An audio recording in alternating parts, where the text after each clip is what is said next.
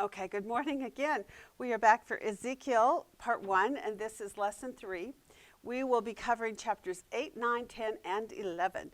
Another powerhouse run. It is a lot to cover in one day again, which means I will never give it justice, but I will do my best to at least get us through so that you have the basic pieces of it in the right place.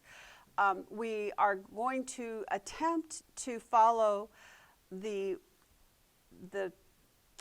geography of the movement of the things that Ezekiel is seeing in this vision. And hopefully when we're done, we'll at least have it primarily understood, the bigger picture of it understood. And there is so much more to study. You know, we had many subjects. Can you guys tell me some of the subjects that you thought of that you would have loved to have done more research on that wasn't even really addressed, and there were no cross-references given to us concerning? Or did you have any other thoughts on things? Not really. I was excited about the subject of the glory of God. On day 5, she took us into some of that stuff. That's the Shekinah glory that's mentioned in other terminology. It's called the Shekinah glory.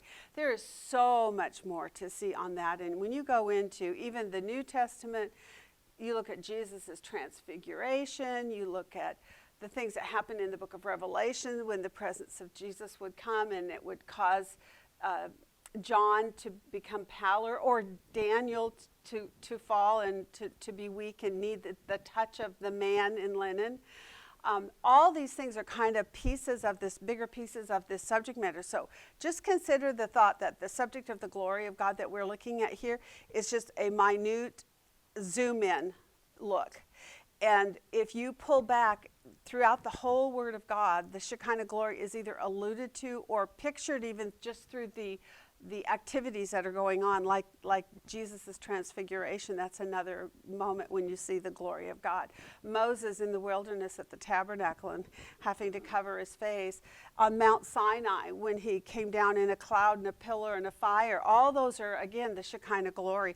That's what we're talking about here in Ezekiel. So if that helps you, I hope it does, to just kind of broaden your idea, your concept about the idea of the glory of God that we're talking about here. By definition, what we're saying is God has made manifest for us, for our benefit, an ability to kind of get the gist of his glory. We obviously do not see his true glory. We cannot see God face to face and live. When we are in his presence, having been bathed in the blood of Christ, and we have that advocate between us and the Father, we will see him face to face in his full glory. But right here on this earth, and everything that we read through the scriptures, these are all shadows or pictures or foreshadows or kind of imageries of. And that's why the language even keeps saying, well, it was like this and it's like that, or the appearance of, because it isn't the exact. It's just enough that God says it's enough. It's enough for you to understand who I am. When you think about the Shekinah glory that we've kind of looked at this week, before we dive into everything else and we will lose this subject. What is your impression of God when you think about this subject of his glory? What kind of things about who God is come to your mind?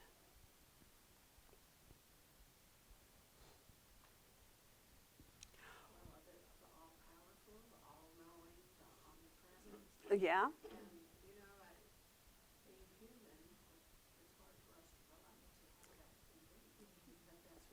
Yes. And I like the fact you did also bring up the omnipresent part of this Shekinah glory, the idea, because some of the confusion in interpreting some of the things that are happening with the movement of the glory of God, it's here, it's here, it's here, it's here, and you're like, how did it get all those places, right? Part of that imagery, remember, it's a vision, and everything is given in flashes and through imagery. But the idea that the Shekinah glory, it truly can be all places. We know this just for a fact. God has never left his throne in heaven. Although in this vision, we're seeing him, with his cherubim in a vision speaking to Ezekiel. We see him move to the temple in Israel with Ezekiel with him, bringing him in the spirit. And we see all these movements then of the Shekinah glory of God, the glory of God, and the cloud, right? It's often referred to. And what you have to understand is those pictures are there for you to have the understanding and the concept of the movement of God, the work of God. What is he doing? What is he trying to show us? It isn't so much that we dive into the details of what exactly is that, but what is he saying to us? In the storyline, as you're seeing the movement of God and what he's doing, and then the things that he verbally says to Ezekiel, what is he trying to tell Israel, his people, and us in this New Testament era? The message is more important sometimes than the minuteness of all those details that confuse us yet. Because imagery, visions, dreams, all these things, they are little snippets of pictures, and they're just the appearances of or the likenesses of something for the purpose of getting our attention and telling us something about who God is and what it is that he wants us to know, okay? So maybe that'll release you just a little bit from that. But for those of you who really want to know more, go into the Word of God on the whole and look for any references to the cloud or even the burning bush. That was another one that came to my mind. You're standing on holy ground, he said. It was a bush, but it didn't burn. It was on fire, but it didn't burn. That's the Shekinah glory again, in a visible form for the purpose of, the impact of power, presence of God, the holiness quality that's brought up in the dialogue that's said there, and all of those things. If you accumulate all that, if you did a study on that, you could be doing that for a year. It'd be a year. It would be a good study, but it would be forever. Okay. All right, so that gets us started with just a little bit of conversation. And I know you all did a lot. So we're going to do this real simply. Just go through these paragraphs one at a time.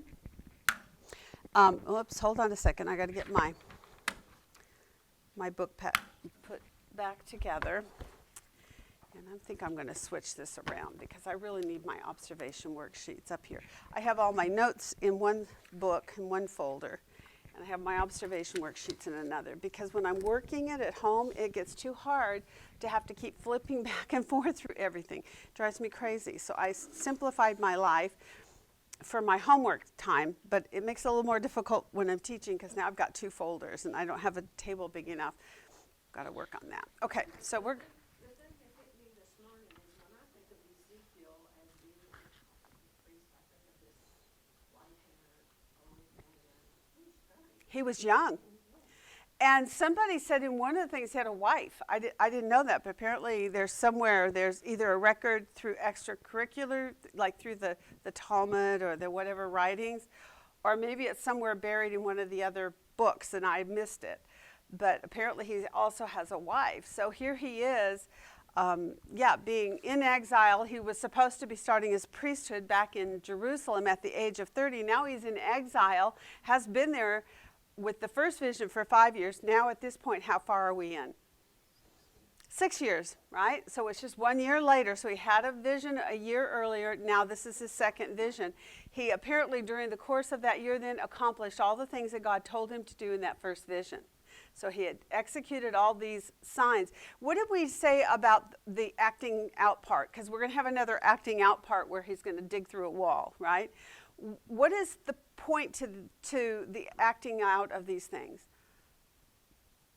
And how do the people watching him do these things, how do they perceive it? Or how does he himself perceive it even? Well, he does things in such a way that they would understand what exactly is happening. Good. Okay, because it was culturally the norm, they did acting out of things all the time, and they constantly in the Jewish mind uses pictures for demonstrations on everything. I'm a tree, I'm a sheep, I'm the shepherd, I'm the door, I'm the light of the world, whatever. And the idea of him, for instance, in the last work that we did last week, we saw him take a clay brick and inscribed Jerusalem on it, and then he built an entire little fort around it and barred it up, circled it in, hemmed it in so that it was under siege. And then later he stands in the middle of it and scatters some hair and does all kinds of things. Now, for you and I, we're reading this and we're going, this is wacko. Who would even know what in the world this guy is doing, right? Because this is just weird. But not to the Jews. The Jews understand two things. Number one, they understood, apparently by this point, Ezekiel was a priest. They understood that. And they understood that he had been called by God to be a watchman and a prophet. Sorry, that was the most important one, the prophet. And because he's a prophet, as he's acting things out, they understand that he's giving them a message through a play, so to speak. He's playing it out. It's charades, if you want to call it that. Charades would be a good way of saying it. It's like a charade. And so as he's doing this charade with props, which you're not supposed to do in charades, right? Can't use tools. But he gets to use tools, take the brick, do this, build it up, and all these things. So he's able to physically do that. Cut your hair, shave it bald. They're gonna look at the priest and go, whoa, why are you shaving your head? They know in their culture that was not cool, right? So they're looking at this man who is their priest and their prophet, and they're going, okay, what's he saying? So they understood. I mean, we look at it and we get confused. They did not. We just have to get into the mindset of the Jew, okay? So I'm saying that very strongly up front to continue that thinking as we're going through these next 4 chapters. Same thing. Now, God is giving him a vision. Some of the things that are happening, though, are being made manifest before Ezekiel so that Ezekiel grabs hold of God's message to his people, Israel. Because the last thing God called Ezekiel to be was a watchman. And he said, you speak when I tell you to speak, and if you don't speak, then I'm going to hold you accountable for not doing that, because your job is to warn my people and to bring them back if possible, right? All right, so knowing that kind of background, that this is normal stuff for the Jewish mind, we just have to get normal with it so that we can begin to interpret it and not keep freaking out every time we see imagery stuff going on. Visions are imagery and acting out is imagery, both. And for a Jew, normal, okay? So we're going to make it normal for us, and we're going to say, we're going to go with it. We're going to go with that flow, and we're going to start to look at things and say, okay, so what is God trying to tell us, right? Okay, let's see, where's my pen? All right, let's start with our outline in chapter 8. What is going on in chapter 8? Let me just start with a conversation here. What is the new piece of information we have in verse 1? A new date. So we've gone from the 5th year to what? The 6th year. So it came about in the 6th year, and then it goes on to give you some real specific dating, which I think is interesting. And I'll bet there's more to that. If we had time to look on a Jewish calendar, Hebrew calendar, and figure out months and days where it fell in line with maybe different kinds of feasts that God had dictated for them, that would be very interesting. 430 days have passed because we're done with the lion on our side back and forth. Mm-hmm. Moved on from that because he's sitting with the elders outside. Right. So he's a year and a month or so. Right. And the one before it, I think it actually, when we see in chapter 1, didn't it also give us some other, it didn't just say the 6th year, it also gave us more than that. There you go, the 5th day of the 4th month. So again, and this is the 5th day of the 6th month. So there you go, there's your 13 months, right? So it's added one more month. So sometimes, we can bypass those little details on datings, but sometimes the point to them is to show you the preciseness, which also lends to the credibility, right, of God's word in us being able to say this is a truthful record. It's an account. It's a historical record, which is truth, right? Okay, so within this truth of historical record, we have a vision. So he says, and then I looked and behold, what happened? Exactly what he saw was Ezekiel. There you go. But in conclusion, what we're seeing is, did anybody do a side-by-side observation of those two things? of those two chapters. I took chapter 1 and put it in one of my columns. Almost word for word.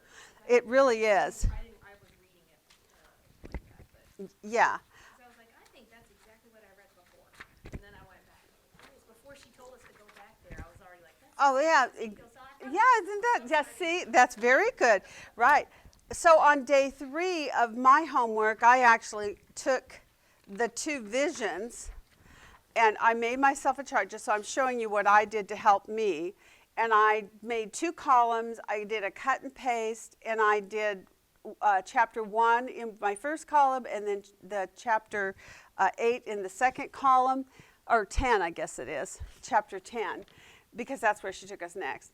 And then I just did some comparing with the information that was given to us about the cherubim, about the wheels, and all these different things. And to pick up on new information, but also to affirm to myself that this was the same vision, right? Later, does Ezekiel say he was convinced? He knew it was the same. And so he makes that statement. So you might want to do that little trick for yourself if you have a computer and you're working on a computer. Just make those side-by-side charts. Even if you don't know how to do those what do you call them? Cells, right? The drop-down cells. If you don't know how to do that, just print one on one piece of paper, print the other one on another piece of paper, and lay them side by side. That'll work too, right? And then you can still go down and mark them. What I do is I use my coloring on my computer to color in likeness the things that match, okay? It's a huge help in when you're looking at synoptic gospels, for instance. That's really, really big. It helps you line things up and say, yep, this is the same story. It was at the same time. Yes, there's small variations because the authors are different, but it's exactly happening as it said in each of the accounts. And so those side-by-sides are helpful. And when you're looking at visions like this one, where Ezekiel had a vision in chapter 1 of the glory of God appearing to him in chapter 1, the glory of God is now appearing to him again in chapter 8, and it will continue to be with him all the way from 8, 9, 10, and 11. We're going to see that same, because we're in the same vision, right? So chapter 8 to chapter 10 is one vision. It's just a progressive events that are taking place within this vision. So God's appearance has come, and you can make those comparisons through observations that way. Okay, so we're in a vision. It's his second vision. You might want to note that on your at-a-glance chart that you're building as a segment division, okay? The first 1 through 7 would be his first vision, and now 8 to 11 will be the second vision. All right, so in verses 1 through 4, what is the vision about? And how did you title those verses then? He's having a vision, yes? And what is it of? Well, I had Ezekiel taking a vision of God to Jerusalem to see abominations. Okay, of Jerusalem. And these abominations are taking place geographically where? At the temple. So it's a vision of Jerusalem and the temple. And yes, you could have said all those other things, and that's just fine. That's perfectly fine. But you're going to end up repeating yourself because it's going to go on and build on that. What we want to see in the opening, I think, is to get geography down. Where are we? He had a vision. Where did the vision take him? It took him to Jerusalem and to the temple. And those are the things he wants you to grab hold of to see. He's saying there about, one of the things I thought was real interesting, the close of verse 3, he shows him to begin with the idea or this concept about this seat of the idol of jealousy, which provokes to jealousy. What is that talking about? For me, it didn't matter like what the idol was or who was of. It was just it made God jealous. There you go. Because who it was not important. Just that they had one. Exactly, because you can go, if you want to Deuteronomy 32:16 as one cross-reference. And then I'm going to give you one more. Exodus 34:13. And in both of those places it quotes from God himself saying that he is a jealous God. His name is jealousy. And what he does is he covets the love of his people and the ones that are in covenant with him, and he will not share them with another. And throughout all of the scripture, the imagery is that we are the wife of God. In the Old Testament, Israel was the wife of God. In the New Testament, what are we? We're the bride of Christ. We're the betrothed. We're waiting for the day we will become married to him. Right now, we're his betrothed, and we are waiting for his return for that day when he will take us to the Father's house for the wedding. I can't wait. And I get to have a wedding dress. And it's going to be brand new and clean. And I'm going to be 20 years younger and healthy. Right? It's going to be awesome. So the idea of the idol of jealousy is exactly what Kristen just said. It doesn't matter what the idol was. Every idol is an idol that provokes God to jealousy. And so that was, the point was there is an idol there, period. Shouldn't be there, right? And that was the very first things he makes mention to in the opening. He says, he took me to the entrance of the north gate of the inner court, where the seat of the idol of jealousy, which provokes to jealousy, was located. And behold, the glory of the God of Israel was there, like the appearance which I saw in the plain. So that sets you up to say what he's doing. So he kind of gives you a little bit of prelude to what he's going to now explain as he follows on, okay? So the fact, did you notice in where is it, in verse, where does it say it again? The idol of jealousy. He says it a second time. Verse 5. Oh, I went too far. That's why. So in verse 5, then he goes on and he makes a second mention of it. It isn't like there's two locations. He's actually returning you to the same place. Did you notice that? Because where does he say he was to raise his eyes toward? The north. And where was it in verse 3? At the north gate. So he's just returning you. So this is how you know verses 1 through 4 basically was a setup. It's kind of like an overview statement, an opening picture of what is about to happen. This is where he is.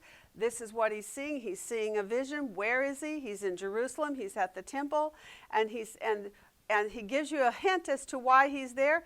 This jealousy idol, the idol of jealousy that has provoked God to this place of what is about to be explained to us. Okay, so a vision of Jerusalem and the temple.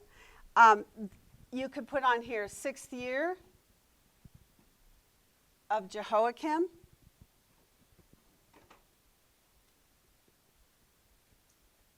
Jehoiachin, if you want to say. So that puts us at 591. 71, right? It was 597 initially, then it was 92, now it's 91. 591 BC, correct? Okay, so it's basically 1 year after the first vision that was mentioned in 1:3, okay? So far, so good. Let's go on to 5 and 6. So for me, what I did on my titling is I started with Ezekiel has a second vision, and where he was taken or what he saw was this Jerusalem and the temple. And then after that, I opened every one of mine. I'm not going to write them on the board, but on my chart, he saw. Every time we start a new thing. Okay, there you go. Because did you notice that was also quite prevalent in the text too? It's constantly, my eyes saw. Did you mark the words I saw, I looked? If you didn't, that was just a clue that this is what he's seeing. It's not a true experience, but it's what the vision is giving to him. Okay. So there's a vision of Jerusalem and the temple. What do we get in 5 and 6? Now he's actually pointing out that idol. So it's an idol of jealousy. And where is it located? Okay.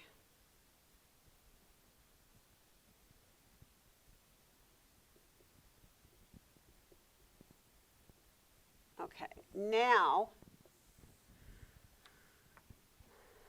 and he goes on to say at this point how this relates to what is about to happen after this in these chapters that are going to follow. What does he tell us in verse 6? Yeah, you did this great abomination, right, that they are committing here. By the way, here should be marked with the temple symbol again.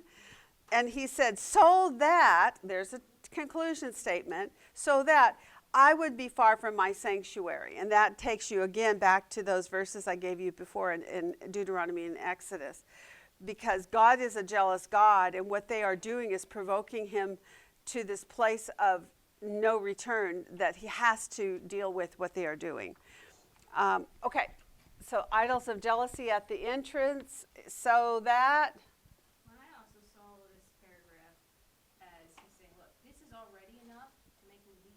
Yes. But you're going to see worse stuff than this. Yeah. Like, this is already enough for me to go.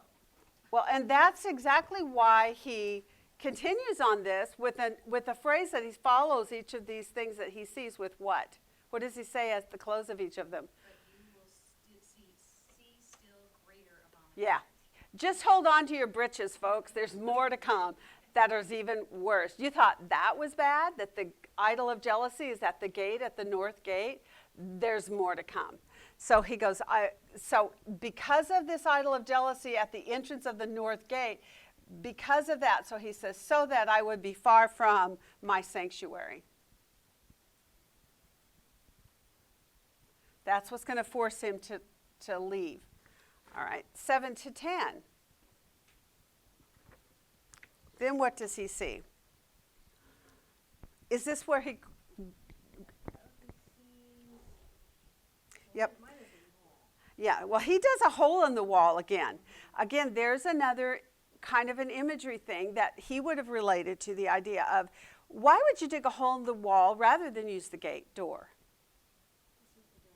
Yes. Door, they're going to stop doing what they're doing. Yes, he's letting Ezekiel know this is the stuff they're doing behind my back in secret. They think they're getting away with it. Come, let me show you. You peek in. Be a peeping Tom. Come be a peeping Tom. I want you to see what they're doing without them realizing that you're seeing them do it. So in the imagery of this, what God does for Ezekiel is gives him this idea of digging a hole, because in doing that, it's like the peeping Tom. You're peeking your head in to see what they're up to when supposedly no one is watching, right? Boy, is there a sermon in that one. What are we doing behind closed doors when nobody is looking, right? And what did he see when he got into the entrance of the court? Now, this would be right here. This is the part he would have dug a hole, and I don't know where, but let's say he dug a hole right in here. And he comes in and he sees all these things. What is he seeing on the walls? Yeah. Well, to the entrance of the court, he has to dig a hole in the wall. So he's going to be in the outer court first.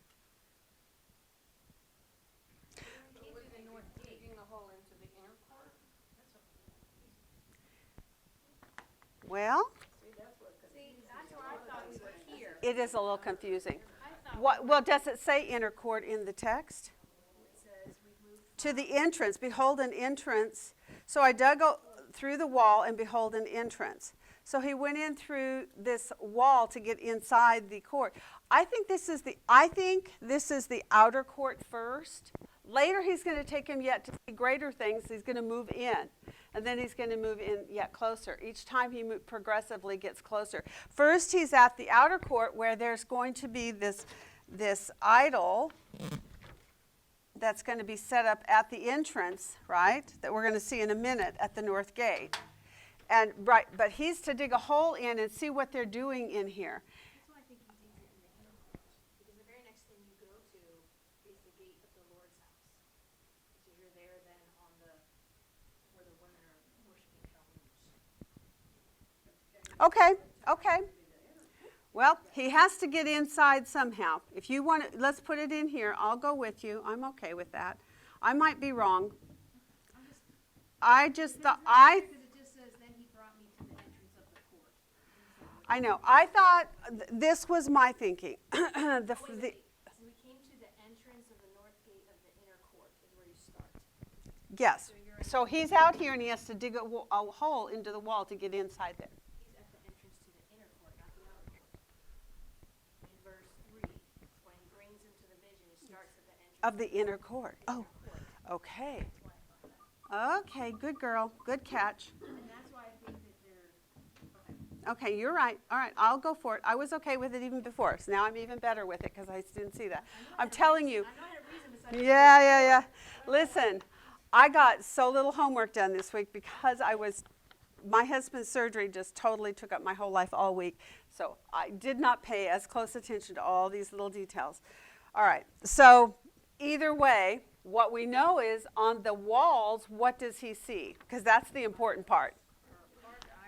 Yeah, this is jealousy is in the inner court then also, right? no, it's at the entrance to the north gate. To do that picture, it actually makes better sense to me because if he's standing at the entrance to the inner court and God is saying, look north, you turn around to look north, and there's another gate there, and so the idol is out here in the outer court somewhere else. It's in the outer court or by the gate of the outer court. Yes. And I'm not technically sure if it's on the outside of the gate or on the inside of the gate, but it's at the That's why I got stuck, gate. because I was like, how am I right here at the out part and looking north? Or like, and that's because he's there and he's turned behind. Got it. That does make better sense. Better sense. in my Yep. head. See, the logic is really good. Now, I hope even though I fumbled through this, and because I failed to have enough time to do a lot of work on this, but what I hope I have just done for you is demonstrated why you want to draw a picture out, and also why you want to have class discussion.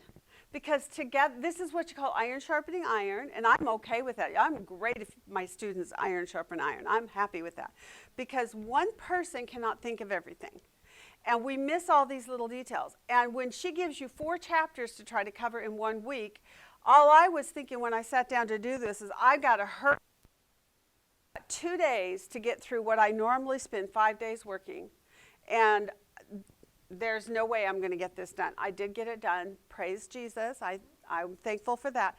But what we are demonstrating here is how by drawing just a simple picture, even if it's not completely accurate, it's not to scale, it doesn't have to be. You just need to have some imagery of it that you can say, so where were they? Okay, so what is he saying there? And that way you can think your way through all of this. So I like that. Good point. He digs a hole through this wall to go into the inner court unseen, because the only one who gets to go into the inner court is who? The priests, right? Now the high priest gets to go in here, right? No one else. The priests can come into these 2 places. Only the high priest can go into the Holy of Holies, and only 1 time a year. But he is a priest, number 1, but also he's entering secretly to see what they're doing. So the north gate is here. He's here. He says, dig a hole. He digs the hole, and he goes in there. And the reason the hole and the reason for the sneaking in is because he's sneaking in to see what they're doing in the dark, so to speak. Things that they don't think other people are watching them do. And they wouldn't be watching them, by the way, right? The commoner would have no idea what's going on in that inner court, only the priests. And if the priests are not holding the priests accountable, right? If there's no accountability from priest to priest, no other priest is saying, you can't do that. No way, not allowed. They're getting away with it. And there's no checks and balances. And boy, this can happen in any kind of a church environment even.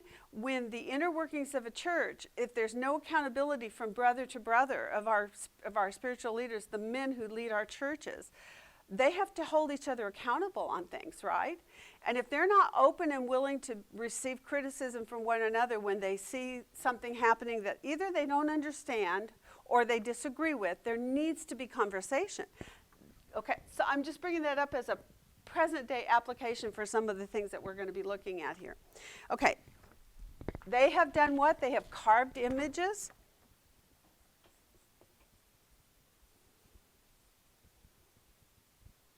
That have been carved on the walls.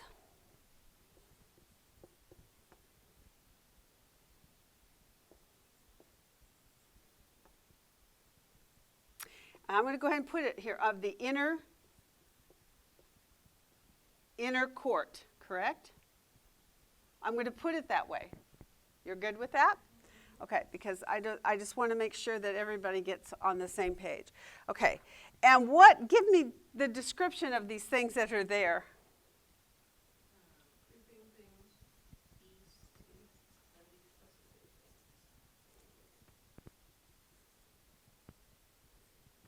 And detestable.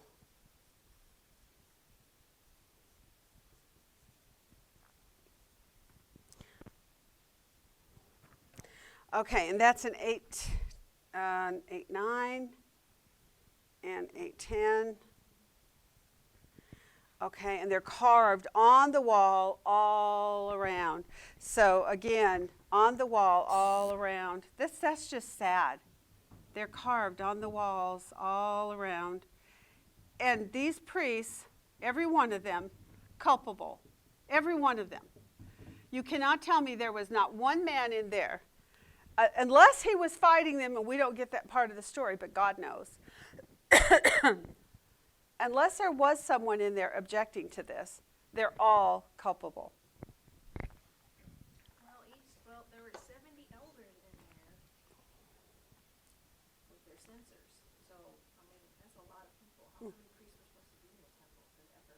I didn't research it to see. Yeah, anybody can, all the priests can go into that inner court. And even into the holy place if they're assigned. They'll go in on assignment with certain duties to do, to perform, like to keep the candelabra filled and the showbread fresh and so forth. But that part, I don't think there's a distinction of number. It's just that it's the priests only. The outer court is for the people. And the inner court is for the priests only. Okay? I kind of wish we had taken one whole week and studied the temple. That would have been a really good thing to do before you enter into this particular study, because for us Gentiles who don't know the temple very well, it would have been helpful, I think. But I don't want 5 other subjects in that week. I want just the temple in the week so that I can concentrate on figuring out what I'm looking at there. Okay, so that's what he saw, horror upon horror. And he says, go in and see the wicked abominations that they are committing here. He says this in 9. So I entered, looked, and behold, every form of creeping things, beasts, detestable things, with all the idols of the house of Israel were carved on the wall all around. Then the next thing that we're going to have, a new subject comes up, and that's these 70 elders. These would be the spiritual leaders of the priests, maybe the head, even the leaders of the leaders, so to speak. They're all standing in front of them. We're 70 elders, the house of them. And it goes on to name them. Jahaziah, the son of Shaphan, standing among them. Each man with his censer in his hand, and the fragrance of the cloud of incense rising. Then he said to me, Son of man, do you see this? What the elders of the house of Israel are committing in the dark?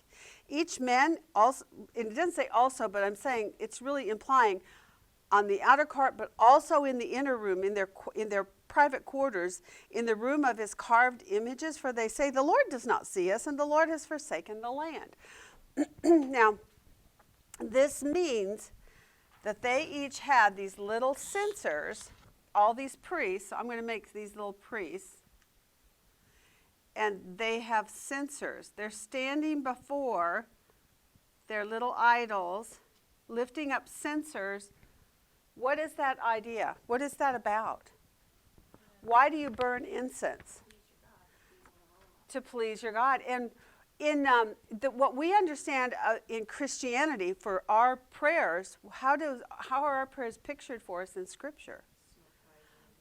That's right, as an aroma unto God, or as a sweet incense. So one of them, it says in Revelation, it talks about the altar of incense in heavens. It says he scoops out of that altar of incense these coals, and it says they're the prayers of the saints.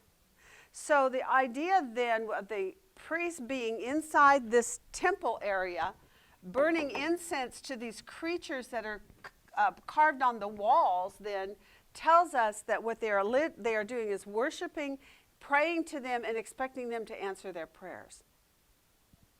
And coupled with this is the statement, God has forsaken us. God is not hearing us. He doesn't see us. He's left us. He's forsaken the land. So the Lord does not see us, and the Lord has forsaken. Wow. This is what they say. The Lord does not see. He has forsaken us, or the land.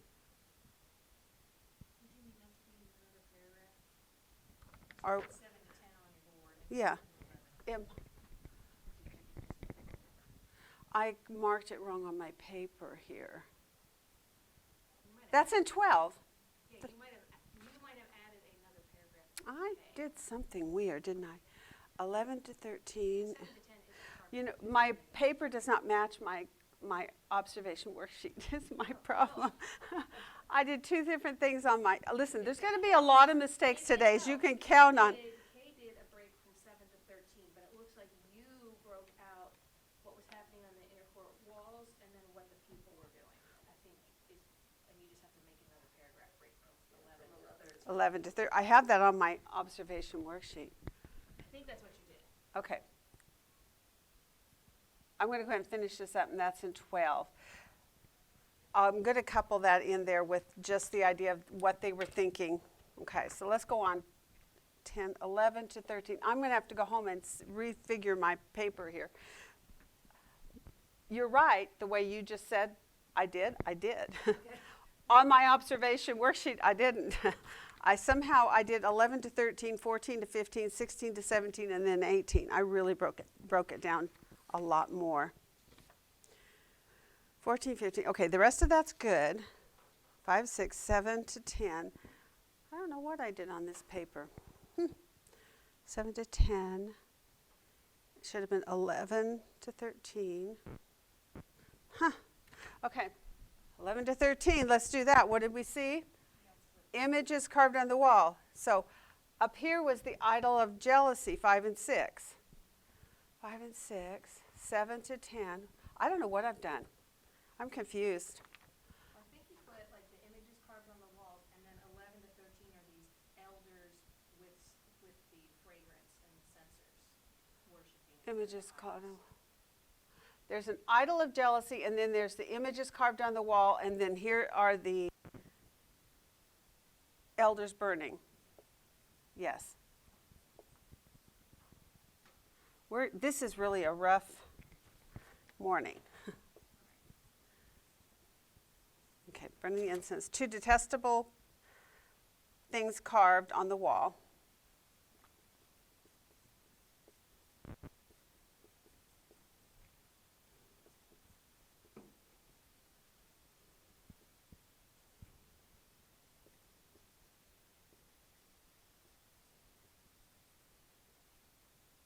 And now this is in the sanctuary.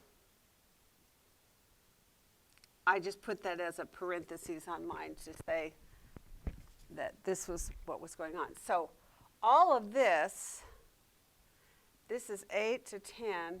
This one right here is the one that's off. It should go down here, right? Okay.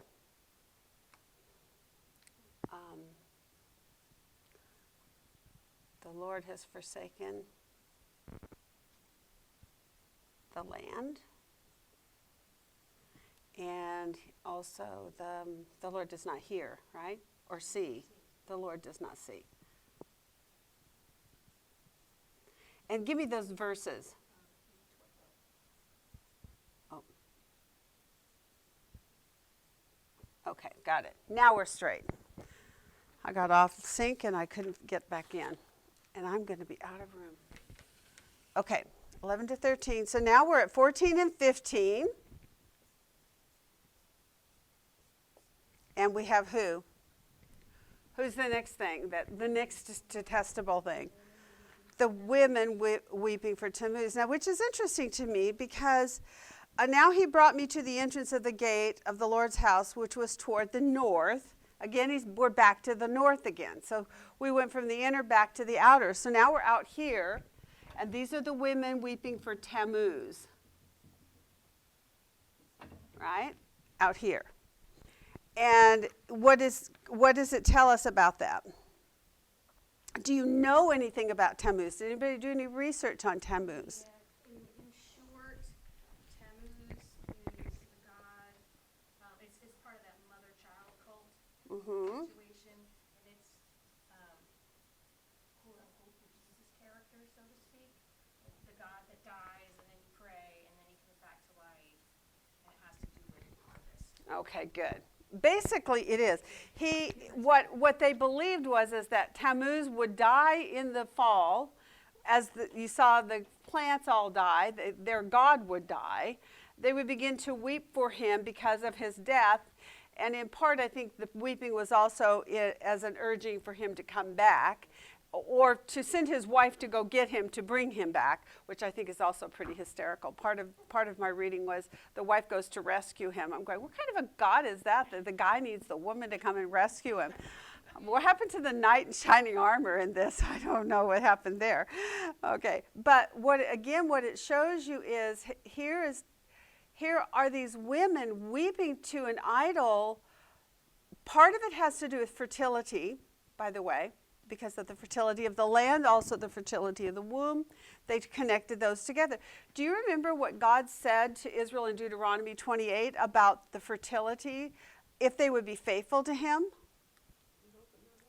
Yeah, their wombs would be open. There would be fertility of the womb and of the livestock and of the fields and of all the things that grew for them. The idea that they are now at God's temple, the God whom they are in covenant with and whom has promised to them, I will give you fertility. These women are now weeping for Tammuz, an idol, which also breaks the other commandment, which is you shall have no other gods before me. And they are weeping for this at God's own house. Amazing. So could this idol of Tammuz be the idol, where we go back to verse 5, the idol of jealousy? Yes, ma'am. The same one? That is exactly the same one because of the location. It puts us back to the north gate. So you can put a scripture reference right next to there for, whoops, I've got to find the right page. Okay, the women are weeping. So verse 14, 8:14 and 8:5 are both at 8:14 and 8:5. 8:14 and... That he brings them there, and he just shows the idol. Well, I think it's interesting that You it... see worse stuff, and now you see the people worshiping. Right, and weeping for him to answer their prayers for fertility when he's the God who is the God of life and death. I am the one who creates life in the womb, right? And here they are now weeping for this. So I don't know exactly how God sees this progressively, where he takes you back to the women to say this is what they are doing. But in my real assessment, if you kind of step back from the bigger picture of this, is what he's really doing here anyway is just showing in totality, it's all Israel. It's everything from their spiritual leaders, their priests, That's what I have. their men, their women. Elders, Their- you have women, and then you have 25 men, so it's like, it's everybody. It's like everybody.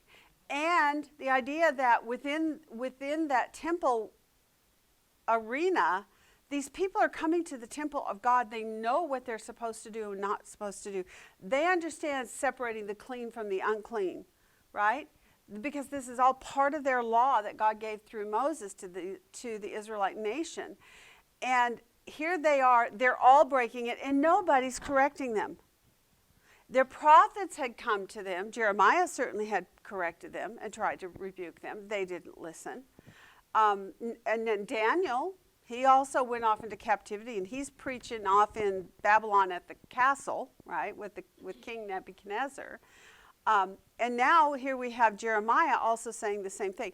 And before that, as I told you a couple weeks back, there were all these other prophets even before them that kept saying, return, return, right? Weep over your sins and return to your Lord. And they were not doing that. Okay, so that's where we are there now. 16 and 17. I'm going to have to squeeze these last two in here. Now we see a group of 25, was it 25 men? Yeah. And so what do we see? He brought me to the inner court. So now he was on the outer, He was at the outer court, he went into the inner court, now he went back to the outer court, now he's going back to here, okay? So if you're numbering them, he's doing a zigzag. Right, this is Ezekiel doing this in his vision, and God's saying, look here, look here, look here, look here. And he's making sure he's observing all of these things. We didn't talk about it, but he said in verse 12 about those elders with their incense that was burning. It says they were committing in the dark, each man in the room of his carved images. So they were also doing these things in the dark, thinking that no one was seeing them. And I just think of how many of us have committed sins and we think nobody will know. Right? Nobody's going to know. And I know there are some things that are especially heinous, and they do these things behind closed doors. Most of them are sexual perversions usually. In this case, it's idolatry, which is even worse. God says that the sins of sex are against ourselves. This is against the Lord. Here, this is in his face against the Lord. Not even out in the hills. They're not under the trees and up on the mountains and in the hills with their images and their false worship. They're at the temple. They're not just at the temple. They're at the temple door where people coming in are seeing it. Nobody's saying a word, right? These women are weeping for Tammuz and nobody's saying, what are you doing, women? I mean, in a normal scenario, these men should have picked up whips and beat them and said, get out of here, be gone, right? Go home and learn your Torah. But they were not doing that. And so we have this back and forth that's going on. So that was there. Now we're at 16 and 17, and who are these? These are the, okay, so how did you title it 25 men? Yeah. Okay, 25 men. 25 men prostrating themselves to the sun. Yeah, okay. And I just put with faces to the sun. I detailed it. Backs to the temple. And backs to. Like God is behind them and they're not looking at others. That was just a shocker to me too. The idea that they would do this. So here's God's temple then. Let me get a color that'll show up. Let's do this. There's supposed to be these spiritual leaders. They're on the inner court. Now they're all standing in here in front of that temple door, right? The what do they call it? The threshold. Right, and they're looking in this direction. And what are they looking to? To the sun.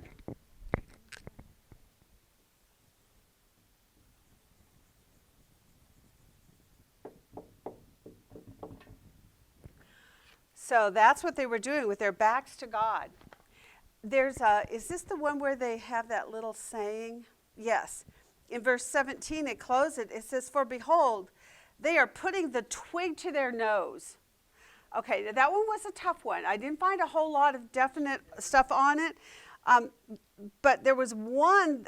Well, you tell me first what you found out, because I think that will be more interesting to hear than what I did, because mine was limited. Sun worship is from what country? What nation? Do you remember that part? Persia. Primarily, that's where it came out of, the Persians. Sun worship from the Persians. All false worship is is forbidden by God. Obviously, Exodus 20 and Deuteronomy 4. There's lots of places you can look that up. But putting the twig to their noses, did you tell me what you see or what you heard? What did that mean? Could you guess it by the context? Listen, I lived in Turkey for a lot of years, 13 years.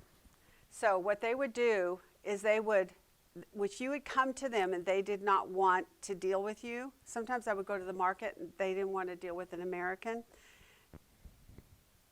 And they would go, it's like thumbing your nose. That's what we would say in the thumbing our nose at him, or turning their back, worship right in front of God. In God's own house, they worshiped another god. They worshiped the sun. Without fear, without shame, they turned their back to God and worshiped a false god. That is unbelievable. They are literally thumbing their nose at God. That's shocking. And the idea that they prostrated too, right? They turned and prostrated. What does that mean? They were turning to God. Their butt. Sticking their butt in God's face. I mean, literally, it was just, the whole picture in my mind was just shocking. Just to think that this is, but do we do that today? Can you think of ways that we kind of do that to God today? Where we literally thumb our nose at God? I mean, there is a subject I will not bring up right now. I'll bring it up after class. But I absolutely. All these women that are women's rights. There you go. Abortion and transgender. Yes. How about the abortion issue? Thumbing their nose at God, saying, God, we'll do whatever we want. We think we're doing it in secret in abortion rooms in the dark, but does God see? And who is the giver and the taker of life anyway? The Lord. God is the one who gave that life, and you are just dismissing it. You're putting yourself in the place of God and taking the life of your child. Who are you, right? If that is not thumbing your nose at God, I don't know what is. Why would people do that? Get into the mind of those who do things like the abortion or any of the other great sins that you can think of. I mean, I don't want to pick on one subject, but... You're not afraid. You have no Okay. anyway. Are you talking about Christians that do these things? No, I'm not talking about Christians, although in this context, these are people who know God, but it doesn't necessarily mean they have a real relationship with Him, obviously. But I'm just saying in general, when people do what we know is contrary to God's word, what does that tell us about them? Well, either they're ignorant or they just don't care. Okay, Really, like those right. two things. They don't care what it's They're either Something ignorant or they people don't care. want. How many today do you think really don't believe that what's growing in their womb is a child? Do you think we're at that where 50 years ago, we were still a little bit in the dark on that. We didn't have the technology yet. And so people were being lied to by the professionals who wanted to draw you into their evil. But now we've got ultrasounds. We've got surgeries on babies in the womb now where the baby is brought out and surgically taken care of and then put back in the womb to continue to grow. I personally held in my hand stillborn babies, grandchildren, 2 of them. They were twins. They were 20 weeks old. I could hold them in the palm of my hand. They were no longer than the palm of my hand. Fingers, toes, I could tell one child looked just like the dad, the other child looked just like my daughter. At 20 weeks, I could see a distinction in their face form, the shape, the skin coloring, everything. Do we not know? Are we thumbing our nose at God in this? 40 years ago, my niece had an abortion, and the doctor that did it said, this is not a child, this is a blob of tissue. Right. That's exactly what it is. And so back then, I could say we'd had a lot of ignorance. And although it was still sin and it was still wrong, God, I think, looks at that a little differently. And obviously, He will forget anything that a person comes to Him in true repentance concerning. But today, how many people in America, anyway, are really, truly ignorant of life in the womb? No. Okay, so to me, this is just one subject matter, but I think of all the other things when people do things in the dark, committing adultery, pornography, or stealing from a company and they think no one's seeing them and they think they're getting away with it, bribery or whatever the thing, drunkenness. I knew a specific person who was a secret or a closet drunk, ended up dying of liver disease. Well, his secret became known at that point, but he had been an alcoholic all that time, and he was hiding it pretty well. But does God know? And is he thumbing his nose at God? God, the temple that God gave to you, and you're not taking care of it, and you're abusing it to that degree, and you're not getting the help. Do you think he didn't know he needed help?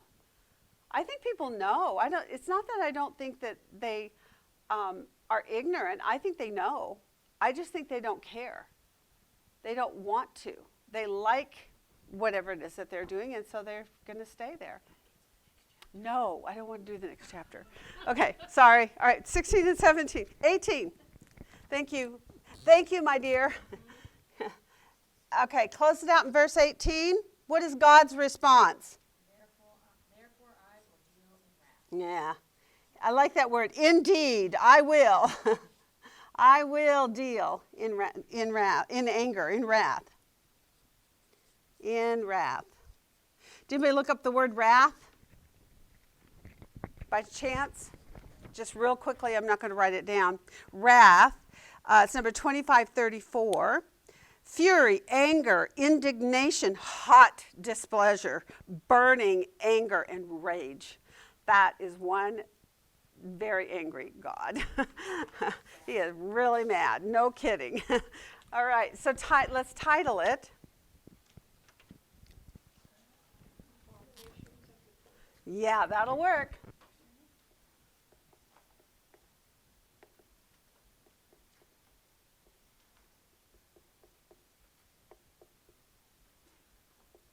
And you might want to preface that with, that is what Ezekiel was taken to see. If you wanted to add that in, is Ezekiel's vision of abominations at the temple. Okay, chapter 9, 1 and 2. I guess I'll do it with another color just to distinguish the... Okay, actually... Yeah, that'll work. 1 and 2. This one was really interesting, wasn't it? We have two major characters that come on the scene besides Ezekiel and God himself. Who are they? They're called executioners. The executioners and? Again, that man clothed in linen. Now, for many people, you've not done extensive work on this. Man in linen is shown up in many, many places. We see him in Revelation, in particular in Daniel, also, which are both also prophetic books that are a mixture of history and prophecy. But the man in linen is seen in the same way. What is the idea of linen? Yeah, the linen is worn by priests. It's used, the same phrase in linen is referred to whenever they speak of the priesthood and they're putting on the tunics and all these different garments of linen. Used also when the story of Samuel, when he was a little boy child, he was being prepared for the priesthood. This is the linen ephod. So this is what the imagery is here, that Jesus is, or that the man in linen, who I believe is Jesus, and that's what if we had had time, we would have borne that out to say, this is Jesus, is a pre-incarnate appearance of Christ. Okay, so what do we see happening here in 1 and 2? What does God do? Yeah, he called the executioners.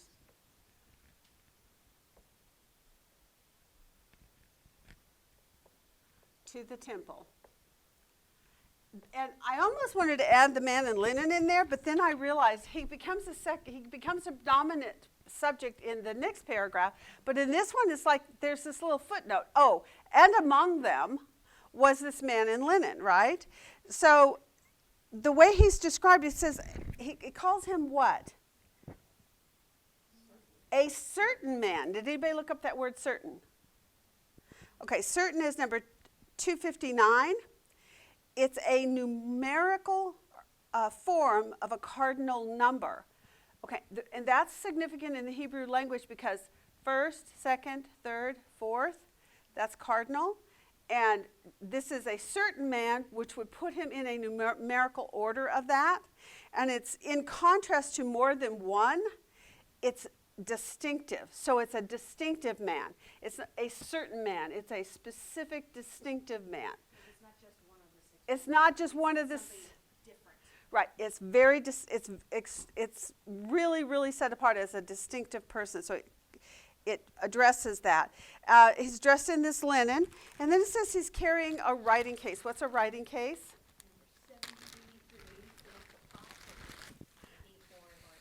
Okay, and I'm going to show you one. I have one from Turkey.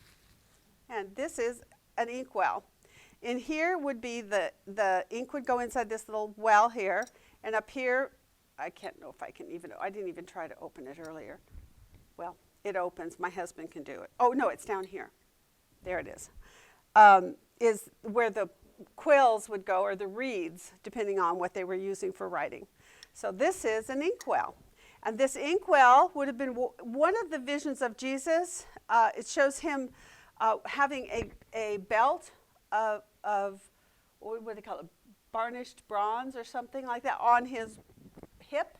And this is where the inkwell would have set, was in that belt. And so this is the inkwell. So what do you do with one of these? You write something with it, right? Or you mark something with it. I thought that was really kind of cool. So I brought that along for show and tell today, just because I thought that was interesting when I read that. Oh, I have one of those. And I even took a little clip art piece, and you'll see it on your chart where I put the clip art of the inkwell in there. There's one right there for you to look at. Okay, so now you've got the setup there that first of all, that God called the executioners to the temple, and among them was the certain man in linen. I guess I want the other color here. Where are we? First 2, 6 men came from the upper gate. Which faces north. Everything faces north, which doesn't help. Okay, 6 men came from the direction of the upper gate, which faces north. Oh, you know what? I think at the temple, I remember that there was an upper gate that was on the other side. If I remember right, there was an upper gate here, so it would face them north. Because the city, this is like what's left of the retaining wall and the Wailing Wall over here, and it had a platform that they were building. They were still under construction, but it went up. It was a higher gate. And then it looked down. So it could have been over here. And it also could have to do with the direction of the way the mountain slopes. So the up is also what they might consider in their mind. But I'm not quite sure, Carol. But if they're facing north, I would say they have to be coming from this direction to face north. Okay? Does that help? I'm not, huh? Well, I mean, it says they're facing north. There has to be that's, I mean, the only way you can face north is to come from the south. So to me, that's the best way to explain that part. Okay. Some of those details of that part, and it's super important, I don't think, it's just letting you know that they're entering into the temple, which is the important part. So their executioners are called where to? To the temple. Okay? And it doesn't matter where at the temple, but they're called to the temple. And it says then in 3 and 4, what happens?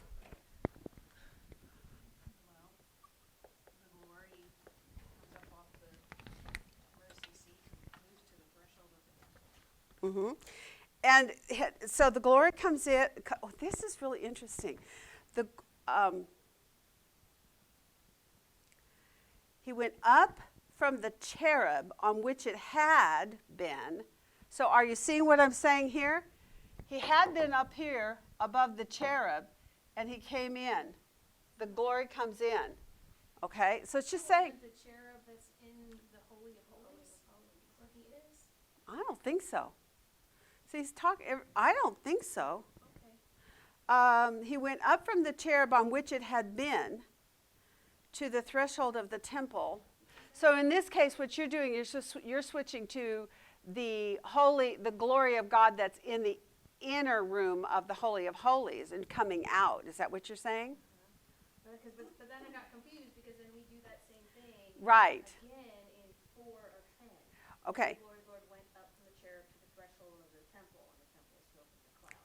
Okay. So this is how I interpreted. Okay. I interpreted that glory that came in. When did it come in? It came in when the man in linen came in. The man in linen came in with the executioners, and when he came in, what does he bring with him? The glory of the Lord. And he called the man in linen, at whose loins was the writing case. The Lord said to him, go through the midst of the city. Now he's giving him instructions he's going to do, but he's not doing yet. even through the midst of Jerusalem, and put a mark on the foreheads of the men who sigh and groan over the abominations which are being committed in its midst. Then the glory of Israel went up from the threshold on it. It had been on the threshold to the temple, and he called to the man in linen. Okay. I think what it's really saying is the glory of the God of Israel went up from the cherub. So when it's speaking about the cherub, I don't think it's talking about a cherub in the temple. I thought it had to do with the cherubs because he's supposedly sitting on the Ark of the Covenant. I get that. But he's not exiting the temple yet. We're not quite there yet. That doesn't happen until we get into 10. But it's the exact same thing. It's still going up from the cherub to the threshold of the temple, and the temple was filled with the clouds. The court was filled with the brightness of the glory of the Lord. Yeah, that's as he's exiting. Here, who's entering? The man in linen. Does he not have glory? But you have two separate personages here, because you have, and he called to the man in linen. This is where I got confused, because I had all the precepts being the appearance of the likeness. So I get it. marked it kind of as. I see I understand. Yeah. Okay, so then the glory of the God of Israel went up from the cherub on which it had been to the threshold of the temple. So you're saying it's coming from here out to the threshold, meeting the ones coming from the north, or from the south, actually. So they're coming in, and he's coming out to meet them at the threshold. Okay. Okay. So, and then Okay. he gives instructions. Right. He gives instructions, and he says, "This is what you're going to do." And he's telling the man in linen to do what? Mark the remnant. Mark the ones that are still mine. He's telling him to mark those who mourn over abominations.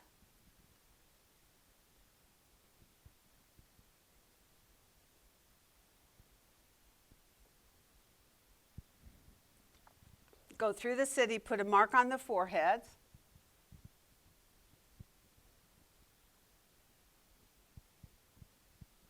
There's other verses that talk about the foreheads being marked. Do you remember one? 144,000, yeah. And it's on the foreheads of those who do what?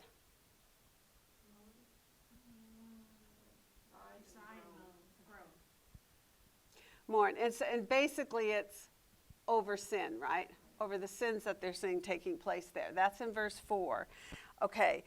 So in Revelation 14:1 and also in 9:4, that we see people that are marked for protection from the things that are going to happen at the end times. In a way, this is an interesting parallel. This is like a foreshadow to some degree, the idea of marking them, so that they'll be protected from harm. What about you and I? Do we have a mark? What is our mark? Christ, but how? Through the Holy Spirit. That's right. 1 Corinthians 1:22 says that we have been sealed with the Spirit until the day of redemption. So we are sealed, being marked. That's what got with my, in the definition of mark, an exemption from judgment. Yes, there you go. That is perfect. Exemption from judgment. I like that. Okay, that's what the mark is.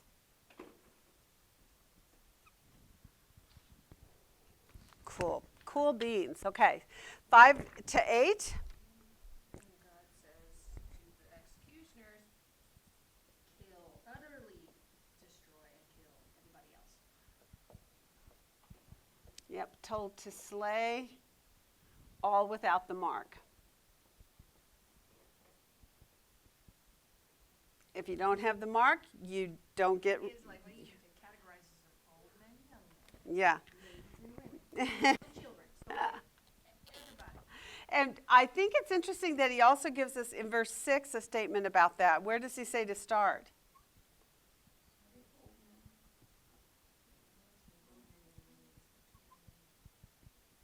Started with the elders. Sanctuary. Yeah. From my sanctuary. Right. Start at my sanctuary. With the elders. Yeah, so you start with the elders, and then he says, defile the temple with this, right? So God is saying that what's going to happen with their death on holy ground is a defilement. They're defiling the temple with their death on the holy ground, and fill the court with the slain.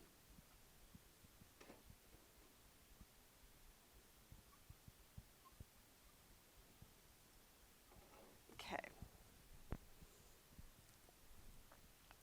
1 Peter 4, 17 and 18. Does somebody have that handy by chance? They could look that up for us.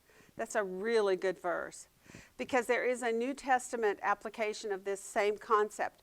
This is a principle of God that he brings forward, because it's a principle of doctrine about holiness for God's people. 1 Peter 4, 17 and 18.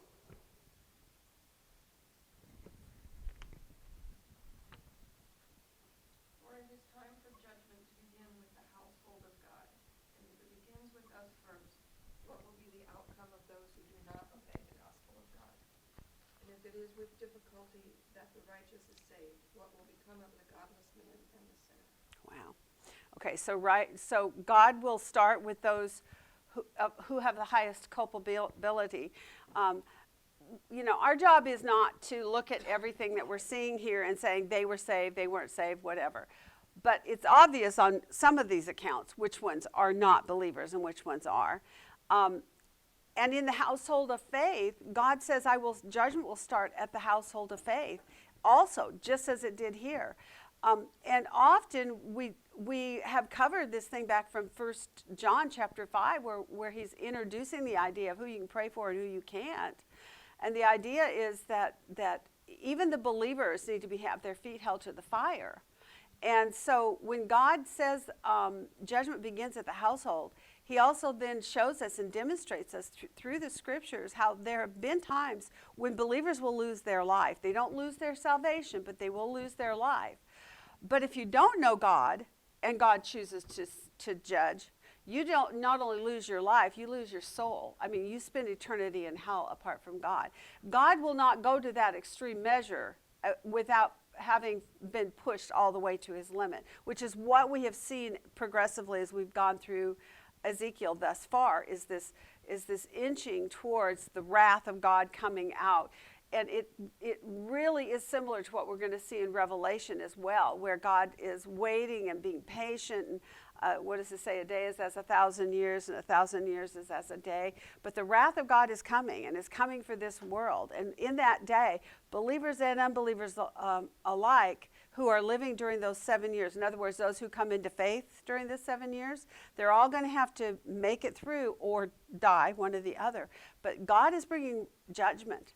And that's what's going on here in Jerusalem. But I love the fact that he said, mark them.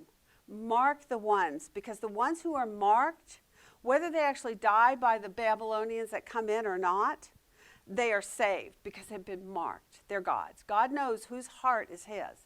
And he's distinguishing. So in this chapter, what do you see then about the idea of the contrast between the ones that are marked and the ones that will be judged? What do you see about who God is in this? Yeah. So there is even mercy and judgment. So when judgment falls on a nation, sometimes the righteous die in the quake, in the tidal wave, right? And what he's saying to us, I think, in showing this to us is, have you got the mark? If you're marked, whether you die or live, you're mine. And that is, I think, the ultimate of all peace givers to the heart of a person who might have to be going through that. We are seeing things happen right now very rapidly in America, where our nation is spiraling into a no return zone. And as God begins to pour out wrath, I think, on this nation, and I think he will, that's how I see things going. What you and I can know is, if we love the Lord and we are in relationship with him and he has given us his spirit, we have this protection because he's marked us for salvation. And that is to give us the confidence then to be able to live through the trials and the difficulties. Ezekiel was one of those. He got taken into captivity. He did not die, but he did get taken into captivity. And in that captivity, was everyone that went into captivity a faithful follower of God? What have we seen? We're going to see it even more when we move forward, because there are going to be storylines that are going to show us that many of these who are in captivity with Ezekiel still have not repented. And God is literally going to say to them, talk to the hand. I'm not listening. I'm done. Until you repent, I'm not listening. So great moral truths that are found within these historical records of imagery and confusion. And we're trying to figure all this out. But honestly, this is so minor in comparison to the picture of what God is doing in these people and what he's showing to us about who he is and how he deals with humanity on the whole, how he's both just and merciful. And without justice, there is no mercy. And without mercy, there is no justice. There has to be both. And what is the distinguishing thing then that takes you out of judgment into mercy? For us in the New Testament, it's faith and belief in Jesus Christ and the fact that he died for us. So his blood for us is what saves us, right? So what about for them in the Old Testament? What marked out an Ezekiel, for instance? God looks at their heart. Who does their heart belong to? Exactly. So it's really the same thing. Old Testament and New Testament, you are saved in the same exact way. It is by believing God and submitting or bowing your knee to him. And in the old, they were looking forward to the coming seed. We now in the new look back at what he did. And in both cases, you're believing that what God says about your salvation and how you will receive it, that it's true. And if you believe that and embrace that and bow your knee to God in that, then you have the mark. And that is a great... I had a question. Okay. Because we're talking about in the Holy of Holies. Was the ark in the temple then? Mm-hmm. Had it not been taken by their enemies? I could have chronology Yeah. wrong if no ark, no cherub in the Holy of Holies. Right, yeah. No, you said Beth? Yeah, Beth. No, the temple had not been sacked yet. It's going to be. We're really close. When Jerusalem falls, that's when everything gets taken out.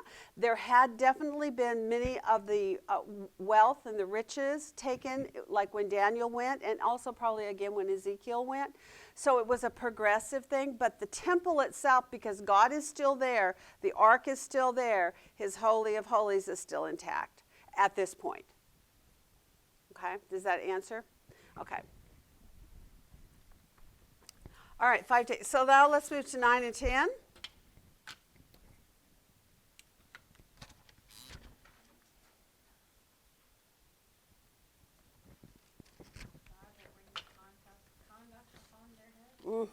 I will bring their conduct upon their head. My eye will have no pity, nor will I spare. Right?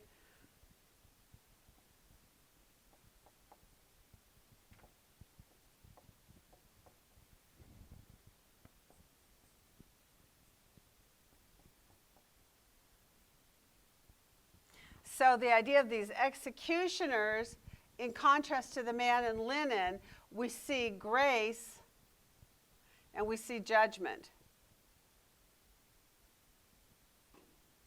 And the idea of their conduct, I will bring on their heads. So if you have the conduct of one who has bowed your knee, you also reap the benefits of that, right? But in this case, this is their conduct. And he's speaking of the evil conduct. I will bring on their heads.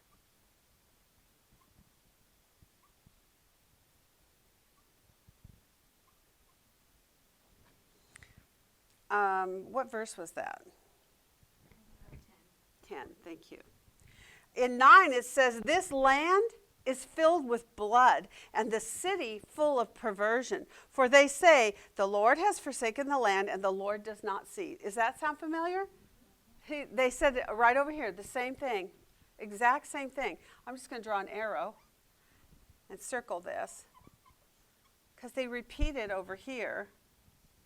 The same exact thing And that's in 10, we're in 9. Is that in 12? Okay, thank you. In 9:12. So in 8:12, they said it. Now you're saying in 9? No, I thought, okay, that's what I had on my sheet. I thought I must have typoed it because I'm not trusting me at all today. There's a lot I am doing that's really off. Okay, now 11 then. I love this particular closing passage here. In verse 11, what does it tell us about the man in linen? Yeah, the man in linen did as the Lord commanded him.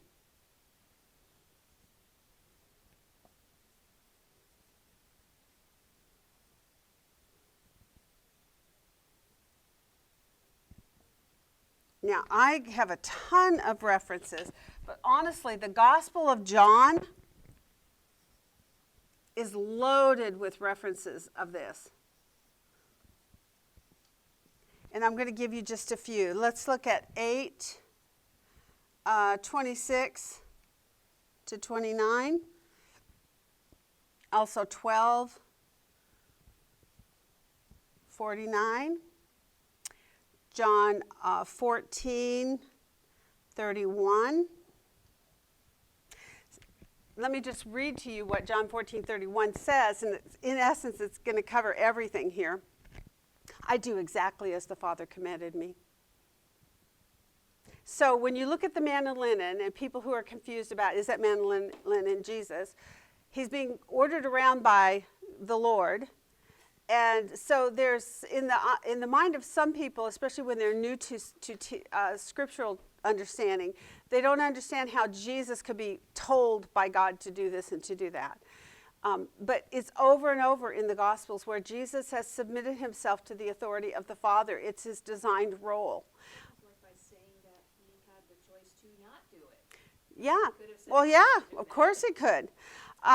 There's another one in John 10:27 to 30 concerning this same subject. It says, "My sheep hear my voice, and I know them, and they follow me, and I give eternal life to them, and they will never perish, and no one will snatch them out of my hand."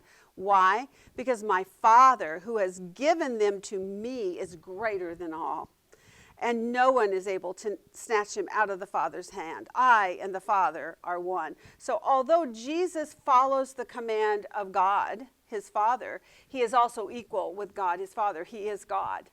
And so I wanted to make sure to merge those two concepts. But the idea that you did it there might help people too that would be confused is that you put under 3 and 4, you put grace, and that the man in linen is playing the part of Savior, by marking those that are getting grace. yeah. And what do you want me to do with it? No, I'm just saying that for people that might be confused who the man in linen is. Oh, yeah. It's not just an executioner that got a side job. Yeah, I'm just going to put a cross on there and make it clear. This is what, and I do truly believe if you took the time to go into detail and look at all the references to the man in linen in particularly in the prophetic visions that are given and the man in linen, it's Jesus. And I think that becomes very clear after you studied it, but we haven't, and so I'm just kind of. Not even going to tell you how much time you have left, so just do your thing. Okay, but you did? Okay. You got 20 minutes. Okay, the title for 9? He said marked for preservation and judgment. Okay, so judgment and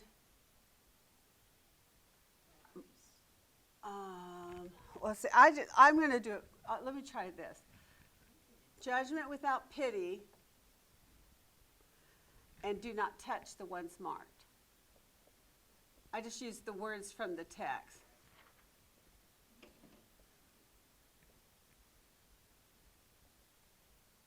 Again, you have grace and you have this judgment, okay? I really messed up my writing up there, didn't I? I put my hands on it when I was writing. Sorry about that. Okay, let's do 10. Verses 1 and 2.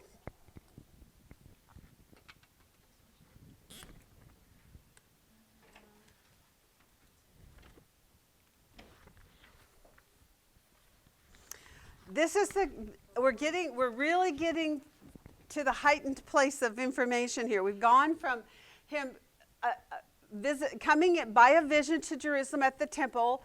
God gives him a tour of the temple to see all of the abominations that are taking place. Then we see him go on to talk about specifically how God's going to address it, and he's going to do so with both grace and judgment. There's going to be mercy with judgment. So I think that's to put to ease the mind of both Ezekiel and anyone like us who is looking at this and saying, so does he just wipe out everybody? Is there no hope for anyone? Yes, there is hope. And there's hope based on this. Whether you live or you die, if you're marked, you're saved. And that's the real grace. And I think that's a real pragmatic way of looking at it, even in our personal lives today, because sometimes bad things happen to good people. And Christians who are doing great, amazing things suddenly die out of the clear blue. Is God sovereign over that? Yes. He knows whether you will live or whether you will die, and he permits it or he preserves your life. I just heard a story on my way in this morning of one of the girls that got saved in the Jerusalem attack by Hamas. And she talked about her journey and how God just kept, she didn't say God did it. I'm saying God did it for her. But how this guy showed up, he had a pickup, she gets in, they were talking about maybe getting into a ditch and hiding. Well, as it turns out later and after sight, she saw them parachuting in. They would have seen her, she'd have been dead. And she said, for whatever reason, our decision was we're going to stay in the pickup and we're just going to keep going and try to hope and to get there. And she's now home and in America. God can preserve, God can protect. It's a supernatural thing who he chooses to preserve their life concerning the physical life. But what's more important is that mark. The idea of the mark that came from the man in linen who is Jesus himself. And the fact that it is in this imagery here, Jesus is the one giving the mark. Whose mark must we have? The mark of Christ. Is his blood that saves. And so if we have that mark, then we are preserved, we are saved, and whether we live or die, it's all to the Lord. I think Paul said that, right? He talked about whether he lived or died. Okay, chapter 10 now, we're looking at verses 1 and 2. Man in linen fills his hands with coals of fire. Okay.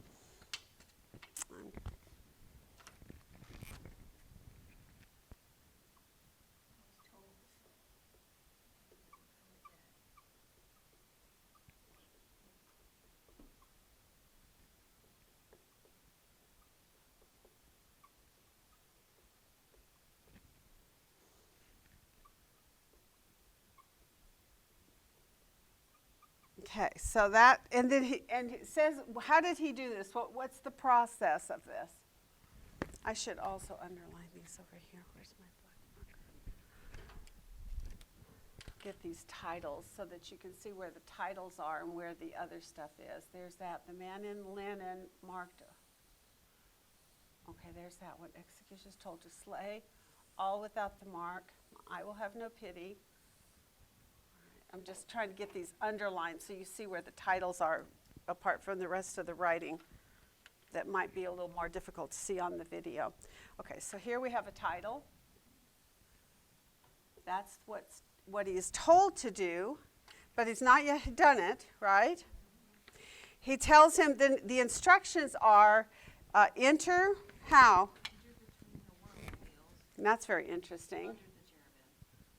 Enter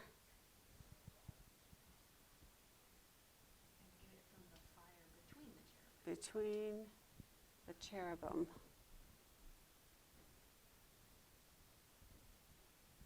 And that's in 2. Get the coals of fire and then scatter them and scatter over city. Also 2. Okay, so those are his 3 instructions that are given to him. Then it says in the next part, now we're in 3 to 5.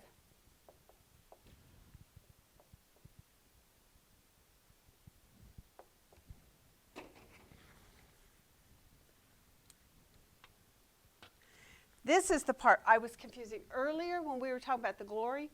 I had jumped forward in my head here. That was where I got myself confused. Now I know what I did wrong. Okay, because this is the part I think is really cool. Now, it says that when the man in linen entered, right? When the man in linen. So the throne chariot is on the right side of the temple. Well, As it says, the right side, toward the right side, but also above, right? Okay. It says it's above the, and it says, and when the man in linen entered, what happened? Isn't that interesting? So when the man in linen entered into the temple, the courtroom filled with what? With a cloud. What is the cloud? The glory of God. So what did the man in linen bring with him? The glory of God. So what does that tell you about the man in linen? He is the glory of God. So when the man in linen entered the court filled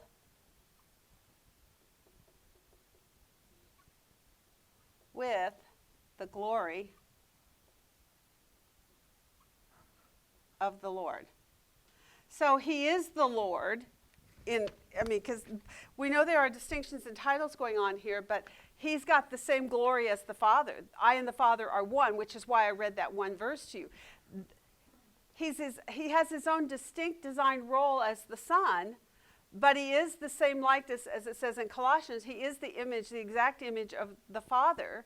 And if you've seen the Father, you've seen me, it says in John. And here what we're seeing is that when he enters into the court, he brings with him the glory of God. He is the glory of God. Also, not that he's the only glory. God is also the glory of God. But in this case, it's showing us the man in linen is the glory of God. I think that's pretty awesome that we get to see that picture here. So the cloud filled the inner court. Then the glory of the Lord went up from the cherub to the threshold of the temple. So this is how I'm seeing this then.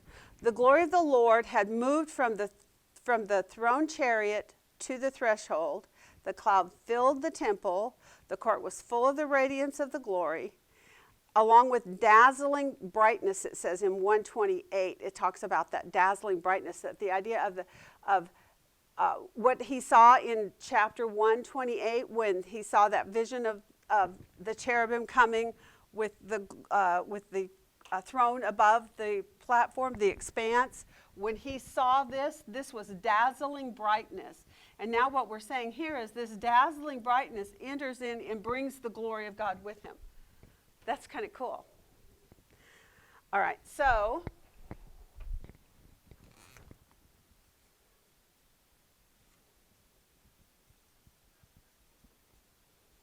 the cloud filled the inner court. See, it is hard to kind of split the hairs between when is it God and when is it the man in linen. But we just have to keep reminding ourselves they're both God. And therefore, they both have the glory of God. Because then it says, now we're to the next God. Now we're to God the Father. Then the glory of the Lord went up from the cherub to the threshold of the temple. And that's in verse 4.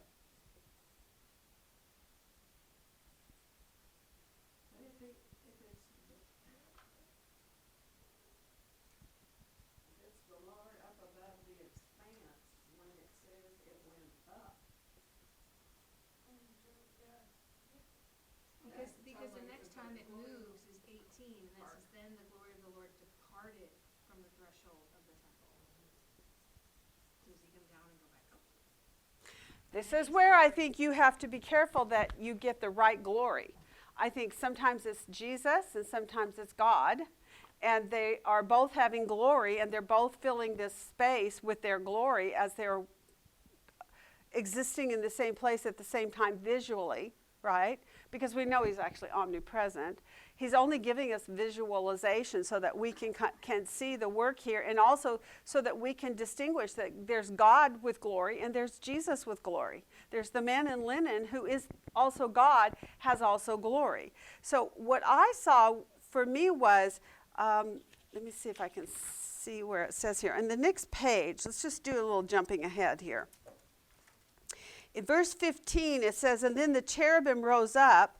They are the living beings that I saw by the river Chebar. Now when you go down,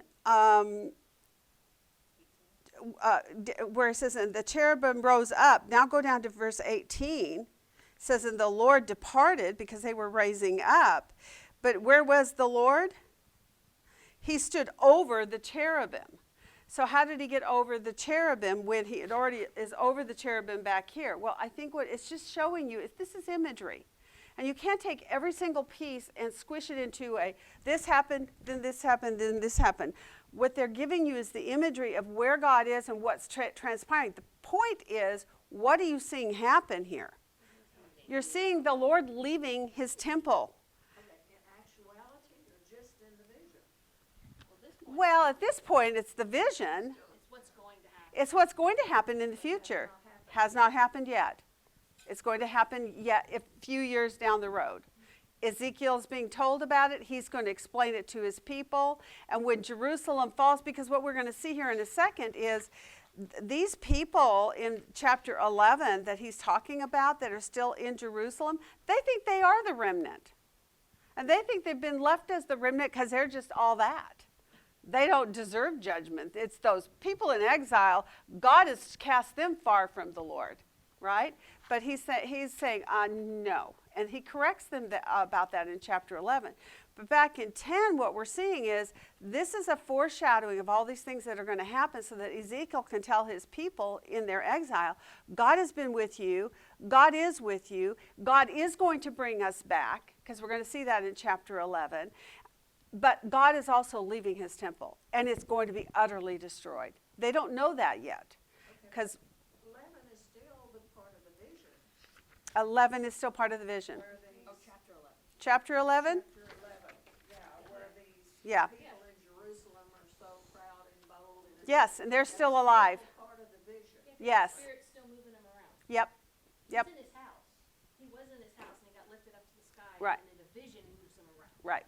By a vision, he is seeing these things. And the point to it is, again, what is prophecy? It's a foreshadowing, it's a foreseeing of the future of what God has said is going to happen. And he's giving this information to Ezekiel. Because think about where we are in this. We've had 2 sieges. There's a third one yet to come. It hasn't happened yet. Remember, I kept showing you those 3 sieges and how we're in the middle of the second and the third. What we're seeing is a prophecy of that coming 3rd siege. It's not here yet, but he's showing it to Ezekiel so that Ezekiel can tell the people that are with him by the river Chebar what's going to happen to Jerusalem. And part of it is to warn them, right? This is judgment. This is annihilation off the land because of what we as a people have done to God in our covenant with him. He is doing to us exactly what he said he would do to us back in Deuteronomy, back in Leviticus, all these places where God spoke to his people and said, you must obey. And if you don't obey, then you'll be cast off the land. So he's got to tell the people, God is going to cast us off the land completely. You still have hope that there's a remnant back there and we're going to be fine. No, we're not going to be fine. God is removing us off the land because of what we have done. When we move further into Ezekiel, he's going to keep making this repeated phrase. He says, and then you will know that I am the Lord. He says, you've committed these abominations before the eyes of the nations. I have been defiled. I have been profaned before the nations, is the wording he uses. You have profaned my holy name before the nations. And so he's saying, for that reason, we are being removed. And this is what's about to happen. So God is giving here from chapter 8 through 11 a vision of what's going to happen in the future. It's not happened yet. But he's getting these glimpses. In a vision, it can always be a little disjointed. It's a vision. And it's similarities of the things that are going to happen.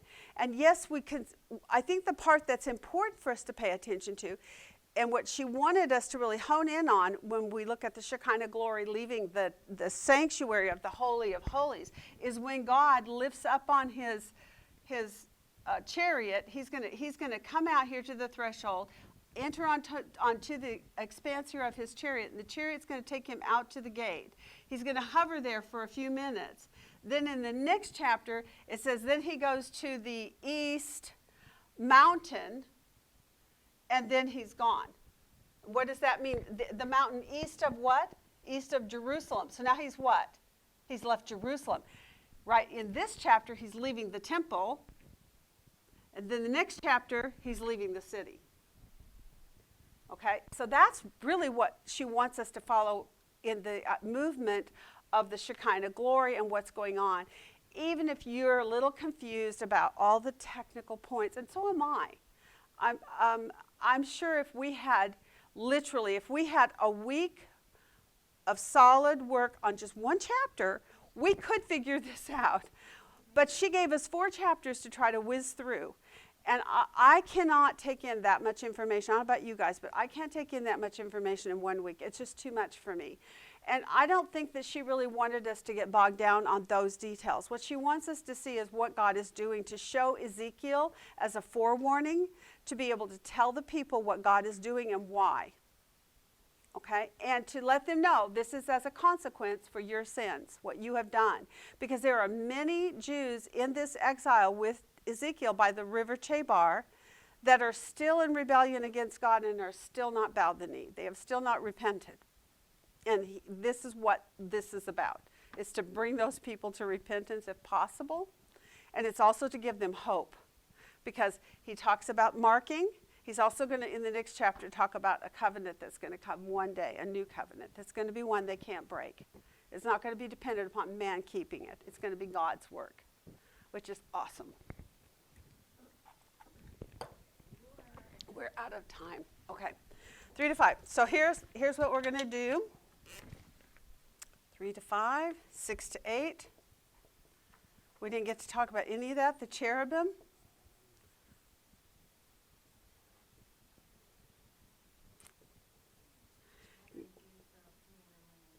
Fire to the man in linen.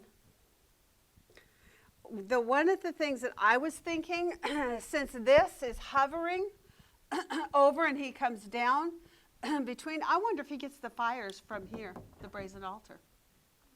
If the cherubim don't scoop these coals up and give them to him, possibly. I do know in chapter 1, it talked about there was also there was fire that bounces back and forth here. That might be a possibility, but that fire might just been the energy of the things that were going on with the spinning wheels and they're, moving. But here, the positioning of this and to scooping of the coals and giving them to him, where he has entered into the temple, the glory of the Lord came with him when he entered in, and then the cherubim give him coals. My thought was maybe he gave it to him from the brazen altar at God's temple. Just a thought. Could be from underneath their feet, but I also think it could be from the brazen altar. Though it's It says that the cherubim are standing on the right side of the temple, so I guess it depends on where that altar would be. or how long their arms are, or how far they can reach. And it depends on a lot of things. That's what I'm saying. It's an image. It's a vision. And we don't know. But the idea that they're at the temple and the idea of coals, burning coals, and the whole picture of this idea of taking these coals and throwing them over the city is judgment, right? And what is the coals all about? That is the altar of sacrifice for the forgiveness of sins. They take those coals and take them into the holy place and put them on the altar of incense. And you can't enter into the Holy of Holies without those incense coals being brought in first to fill the sanctuary, so that when the priest would enter, he could be there without being consumed. So, the idea that they would take the cherubim would give him coals from God's own altar, I think it's a significant statement to me. It's more significant than the idea that they gathered them from beneath their feet. You know, I think probably they got the coals from the altar. That's because of the picture of the altar. Okay. It said coals between the cherubims. It says coals between the cherubim in verse 7. Yes, but where were their feet? And if this is hovering over this altar area, would they say? You're saying like that the throne could literally be sitting over. Yes. Okay, This is why I drew the image of course, I can't lay this on as flat, but if it's laid flat and the cherubim are over on this expanse and their feet are, they could be very easy. They would just reach down and scoop up the altar coals because it's above, right, the temple. It really doesn't matter. We know it was coals. It was given to them. I think it's more profound if you consider it as coals from the altar of incense, which was where the sacrifices are made for sin. And because they did not have that mark, those coals would consume them because they're not going to have that salvation. Okay. 9 to 17. We see here the cherubim now rise up.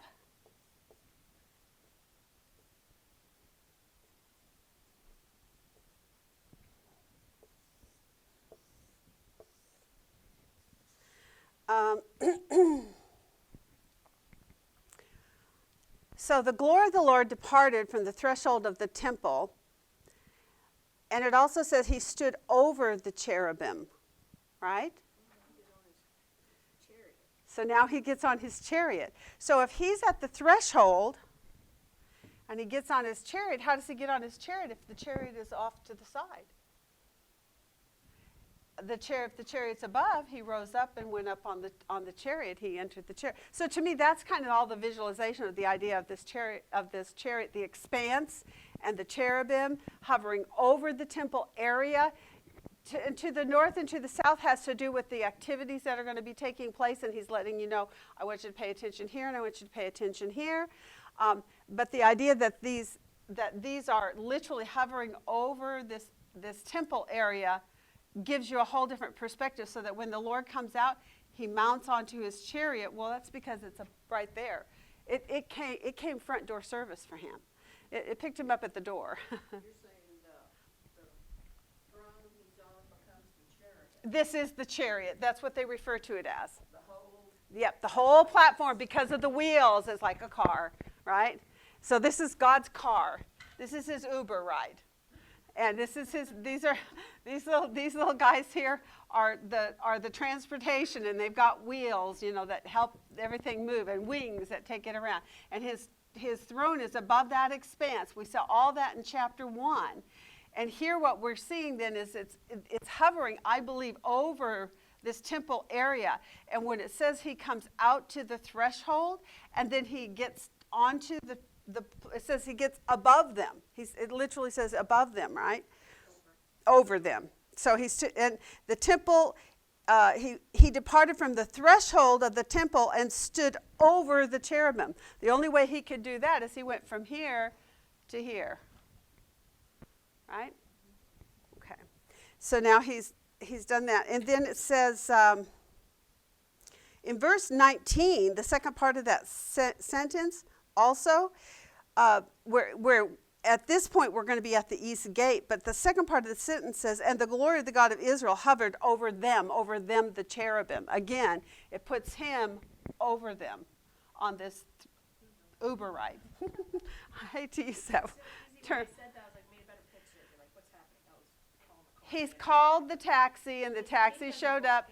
Front door service, right to the threshold of the temple. He's mounting on his Uber ride, on his chariot, and he's on his throne now, and they're about to take him wherever he wants to go. Okay, so we saw the cherubim rose up. The wheels moved with them, the wheels belonging to them. We're not going to go into all that, but I do want to say one thing here. The wheels are not an inanimate object like wheels on a car. I just want you to know that. They physically belong to the body of the cherubim. And their spirit, or in other words, their mind, is what dictates the movement and the behavior of those wheels. What those wheels do is dictated by what the spirit of the wheels tells them to do. They are more like arms or legs are to us. The wheels are like arms or legs, sort of. Except covered in eyeballs. Except covered in eyeballs and spinning all around like a whirling something, it called it, right? A whirling, it calls them in verse 13, whirling wheels. Yeah. Okay, whirling wheels. 18 to 19, we're getting a lot more information about angels than we ever thought we would have. No wonder when they show up, they kind of have to take on the appearance of man. Because if you saw something show up with eyeballs all over it and everything, I know. no wonder. I mean, it's terrifying. It really would be terrifying. I would be scared out of my mind. And I like how it closes out. Ezekiel knew what he had seen.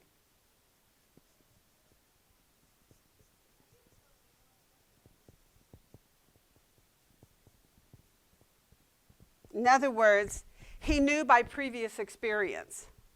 He recognized them from that first vision he had had a year earlier.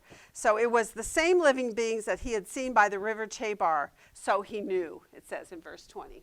Okay? He was convinced he knew what he saw. It was the same thing. I changed colors. I'm so sorry. I didn't realize I did that. Okay. The title on this?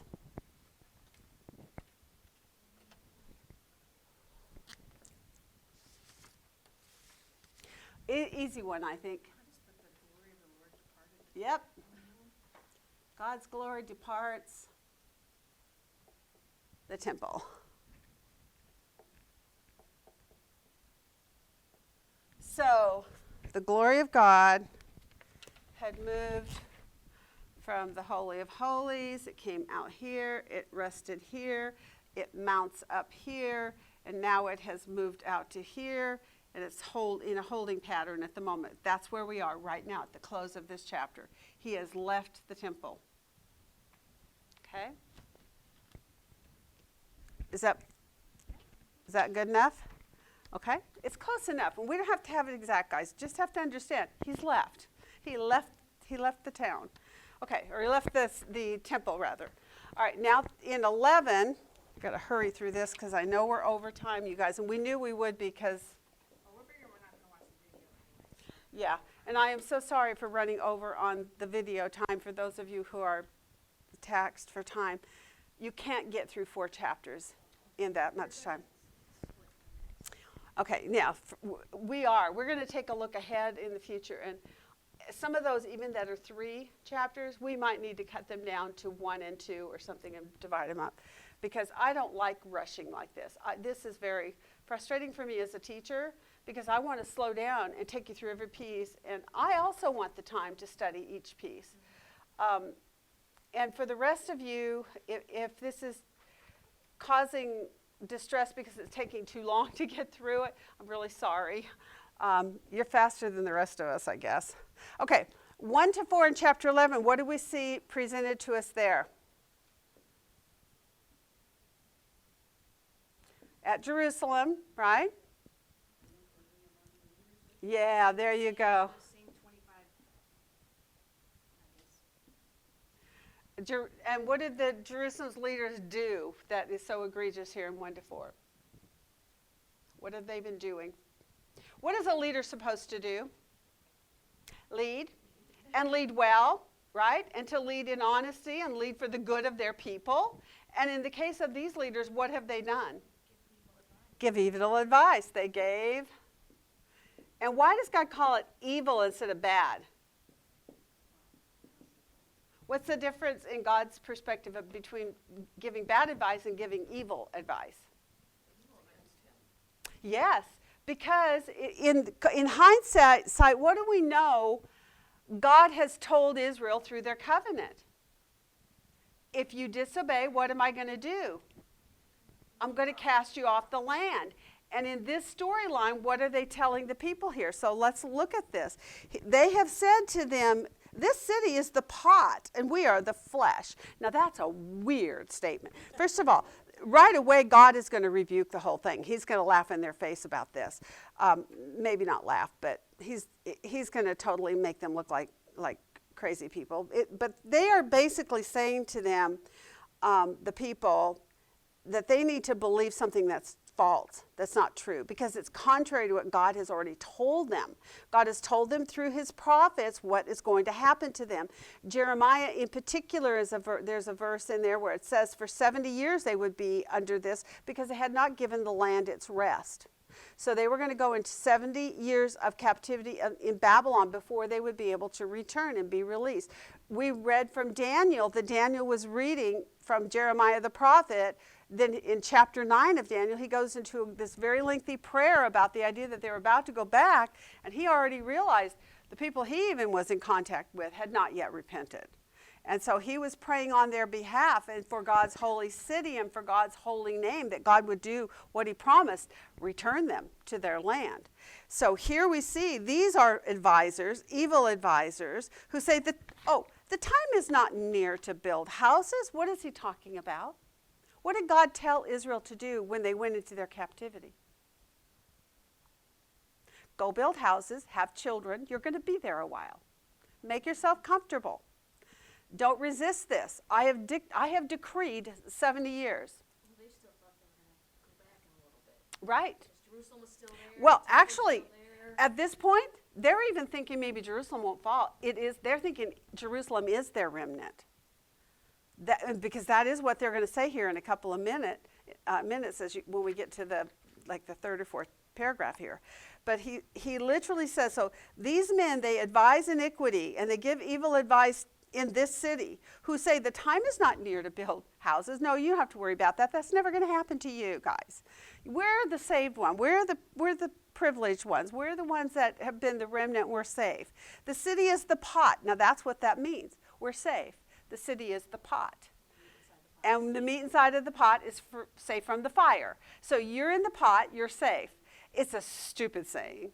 It obviously never caught on because we've never heard it since. I don't want anybody to tell me that I'm in the pot because, that would not be good. But the city is the pot and we are the flesh. That's what they were telling the people. I don't think it was even a well-known idiom or statement that was made among the Hebrew people on the whole. I think it was something that these leaders made up in that moment because they were surrounded. Babylon had been coming and going, had already taken several sieges, but they were the ones that were left behind, and they came up with this idea, oh, well, we're in the pot, we're safe. We're in the city of Jerusalem, it's the pot, we're safe. Okay? Therefore prophesy against them, son of man. So that's where we end in those first few. So Jerusalem's leaders have given evil advice. It's contrary to what God has told or had said, right? If you 70 years in captivity, and Jeremiah is the one who mentions that. That's where he says, you're going to be there, build houses. And they're saying, no, don't build houses. Don't worry about it. Don't worry. You don't have to build houses. You won't build houses in captivity. Because they don't think they're going into captivity yet. So that kind of tells you a little bit, Carol, about where we are in the timeline of things. We're not yet at the siege of Jerusalem falling.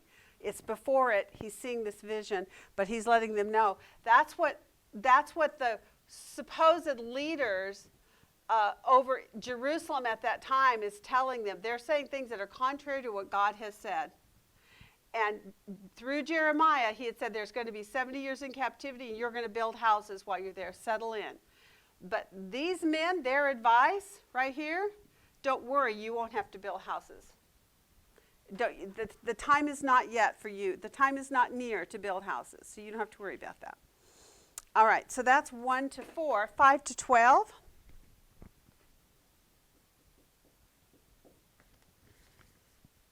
So God's contrasting statement, I'm going to put it in red, I think. So they're saying, don't worry. They also said, how did he say? We're the pot. The city is the pot. Is the pot, and you're the The city is the pot. In other words, you're safe. That's what they meant. Now, what is God's going to say? They say you will not be a pot. That's right.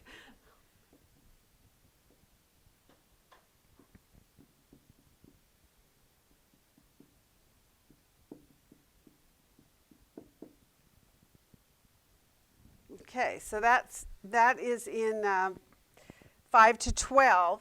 And so they think they're not going to be removed. They even think they have been, even though they have been told by God, they're just literally, they're also thumbing their nose at God, actually, right? Jeremiah, let me give you the references. I have it here now. Jeremiah 25, 11 and 12, and 12. Can you all read that? I really made a mess of that. 12. And then 29, 10 in Jeremiah. That's going to talk about what Jeremiah prophesied about them going into 70 years of captivity in order to give the land a rest. Now, in order to give the land a rest, the whole land had to be emptied of its people, which is what we saw all the way back earlier when we were titling our other ones, that the whole land is going to be, let me see if I can find that one.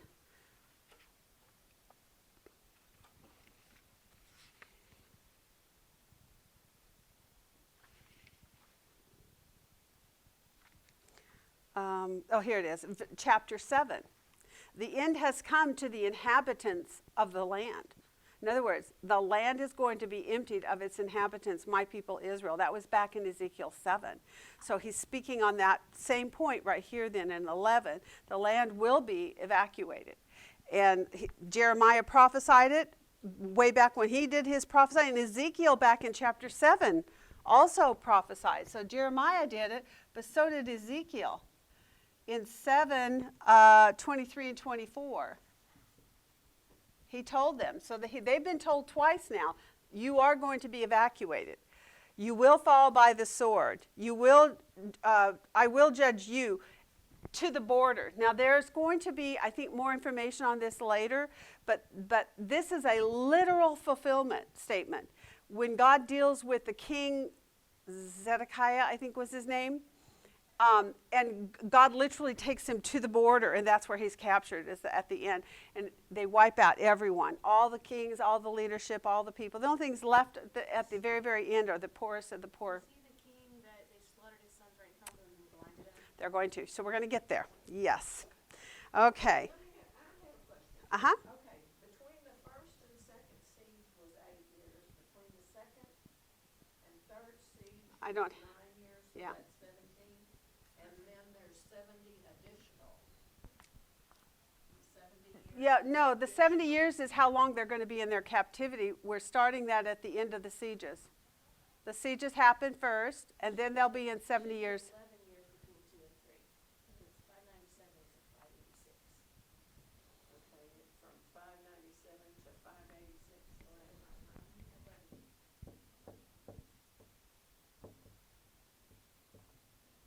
So it's 19 years.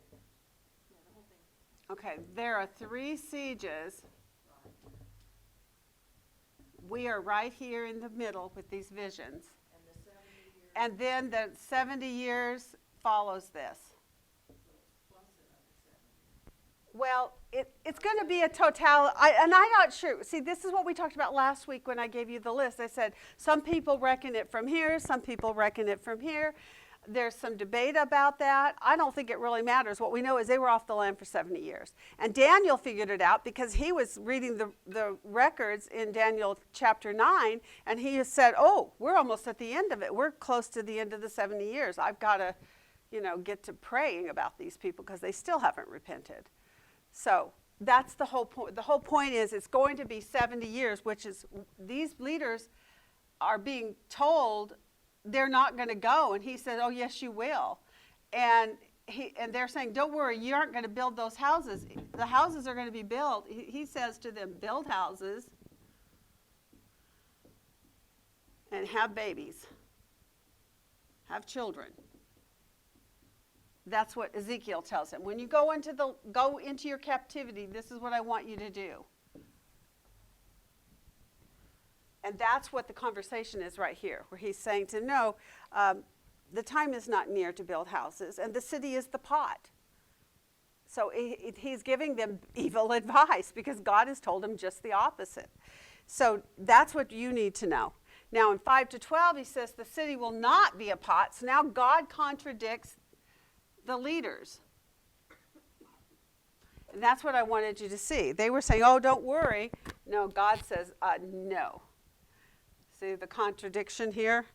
Don't worry, be happy. And God's saying, don't be so happy because judgment is going to fall. You will fall by the sword, and I will judge you to the border.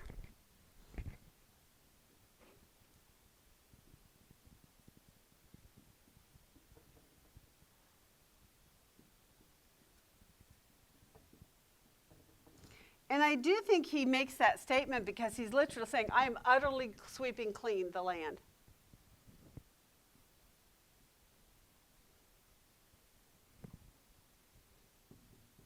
Okay, those are both in verse 11. And then this is a little tiny statement in here. And this man named Pelatiah, Pelatiah, he dies. Okay, there's my tombstone.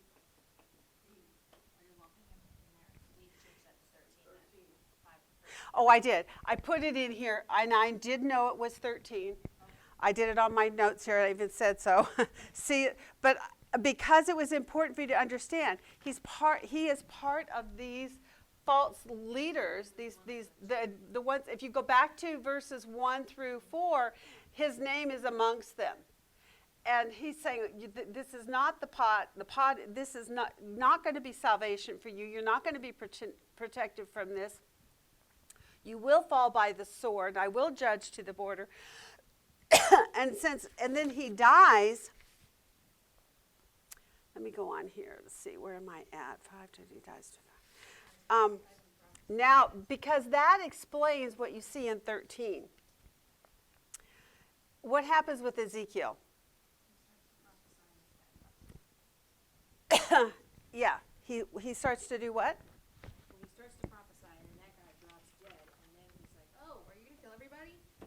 Mm-hmm. Like I started prophesying, because I think he says to prophesy against them. So like before it gets all out, this guy is just going already. All right, exactly. And so my point in adding in this point up here, before you get into your titling of your next part, is because who is Ezekiel concerned about? Well, he's concerned about the remnant, right? Will you bring the remnant of Israel to a complete end? My mind initially went to the remnant are the ones who are with him by the river Chebar. But the thing is, what triggered his comment was the death of Pilal, however you say it, Pelatiah. I have no idea how to say that guy's name.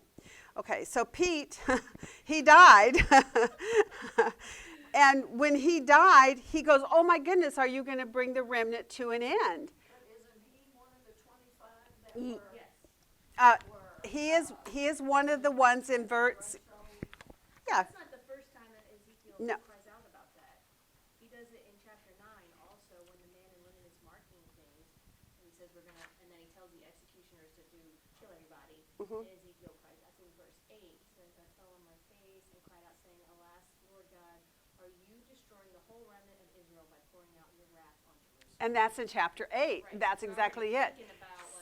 Right. He's worried, are you going to kill the remnant? These are the remnant, right? My thought, though, was the remnant was back with him. And that's when I finally connected. The name Pelatiah is in 11:1. He's one of the leaders that's still in Jerusalem. We're still in Jerusalem. This is all part of chapter 11, still in Jerusalem. Yeah, but Ezekiel's not in Jerusalem. He's in a vision still. He's in a vision. He hasn't moved yet. He hasn't left. Lifted him up and moved him to the east gate. Okay, But yeah. in the vision, he's not in Jerusalem. He's at the river. He physically is by the river, but in his vision, he's in Jerusalem. So you have to take all of this from the perspective that he's in Jerusalem. Okay? and he literally says in verse 11:1, he brought me to the east gate of the Lord's house. That's Jerusalem, right? In 11:1. Are you there? Okay, which faced the eastward, and behold, there were 25 men at the entrance of the gate, and among them I saw Jahaziah, son of Azur, and this Pelatiah, son of Benaniah, leaders of the people. That's who we're talking about. But that's still a vision. Uh-huh. It's a vision, and he's in Jerusalem near the temple, at the eastward. It said, faced eastward, at the entrance of the gate of the city of Jerusalem, I'm assuming. Okay. Now he's in 11:13. That same guy, Pelatiah, he's died. And so now he's going, oh, are you going to kill all the remnant? So in his mind, he's viewing the remnant as being those who are in Jerusalem. Okay? So Ezekiel is now concerned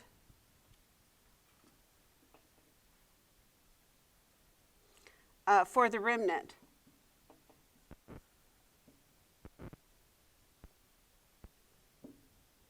Will there be any left?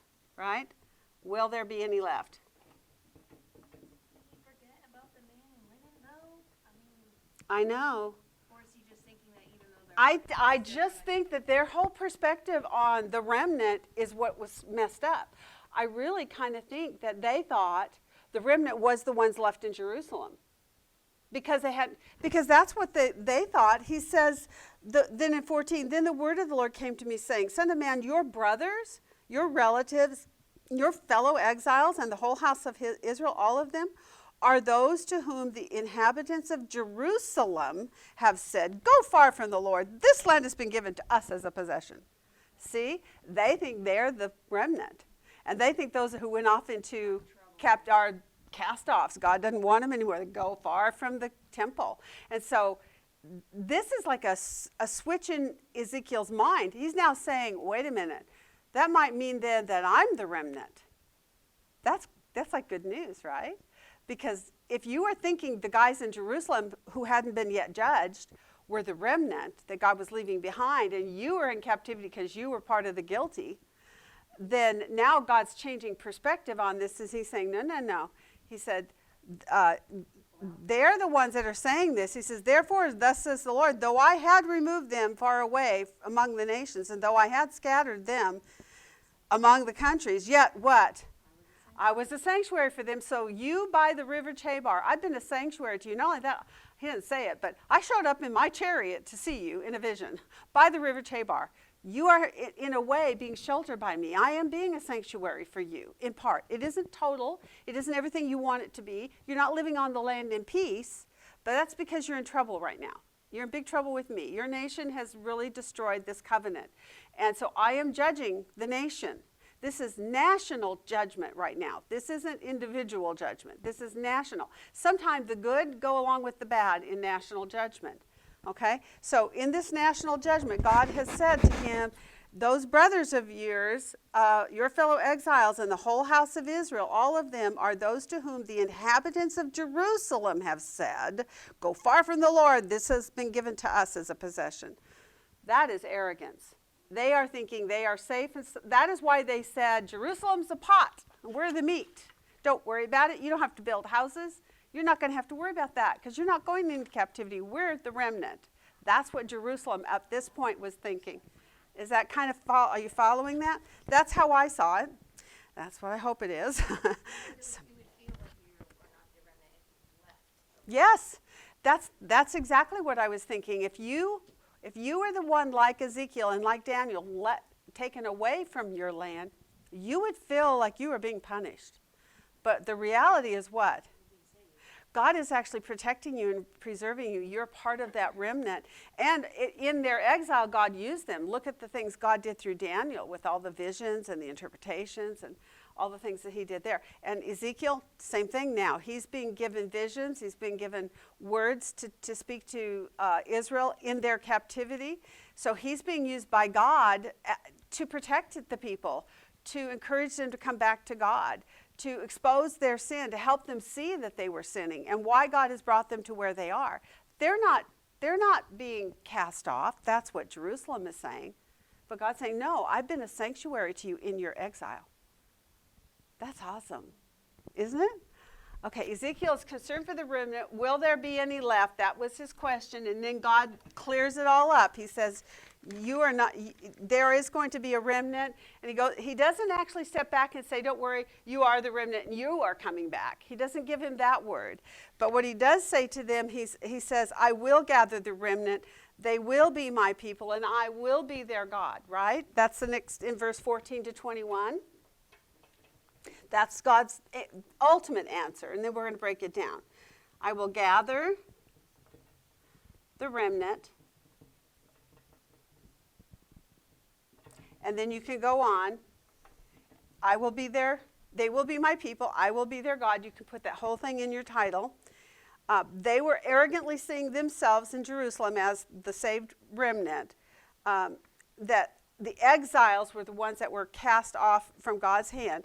But here's what God does then. He comes back to give some assurance. He does two things. God assures.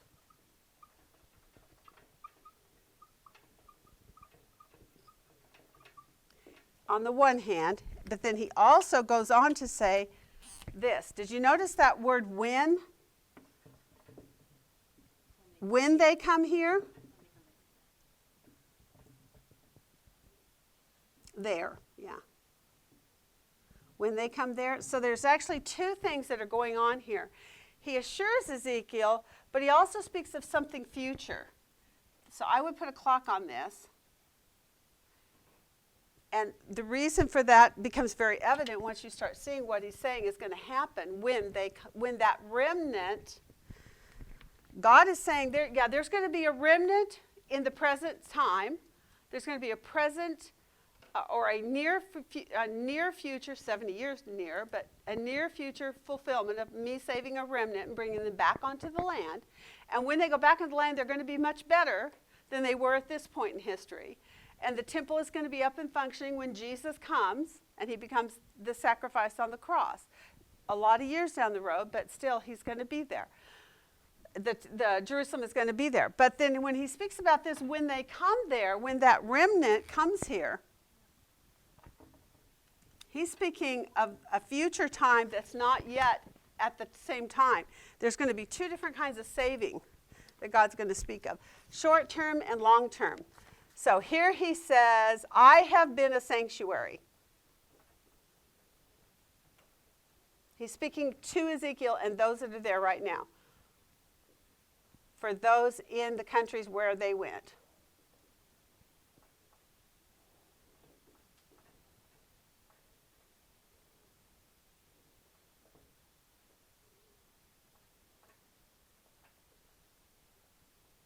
That was in verse 15. And then he says, I will gather them.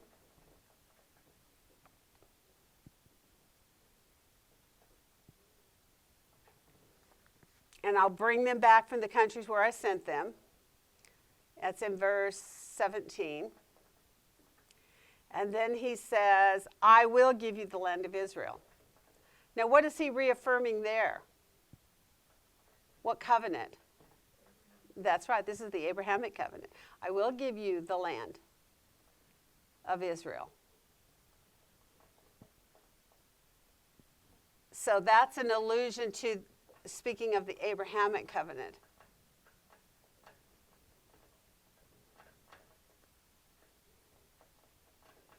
That the land will belong to Israel as a nation. But then he goes on and he says, and when they come, when they the remnant come, what will he do?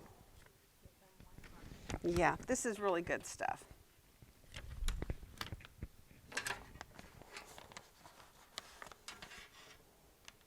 First of all, what does it tell us about Israel in 18? Now, have they done that? Not yet. Not even yet. Even think how long in the future we are right now. He's talking to Ezekiel back here now. Ezekiel's wanting to make personal application for his people in that moment.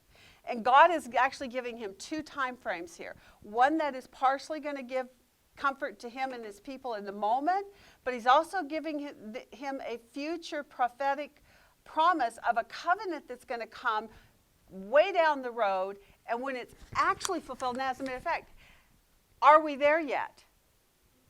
Because the promises here are, I'm going to give them one heart, I'm going to put a new spirit in them, they will be my people, I will be their God, Israel will remove all its detestable things. Well, have they done that even yet? When is this speaking of? Well, we talked about Jeremiah 31 as a companion verse that you all were to look at, right? And Jeremiah 31 says basically the same thing as that Ezekiel does. I'm going to give them a new heart and place my spirit in them, right? So what is he speaking about there, how he's going to give them a new heart? In Jeremiah, what's the new piece of information? I think it was in Jeremiah. Actually, it's also in Ezekiel, but 36. We get there later.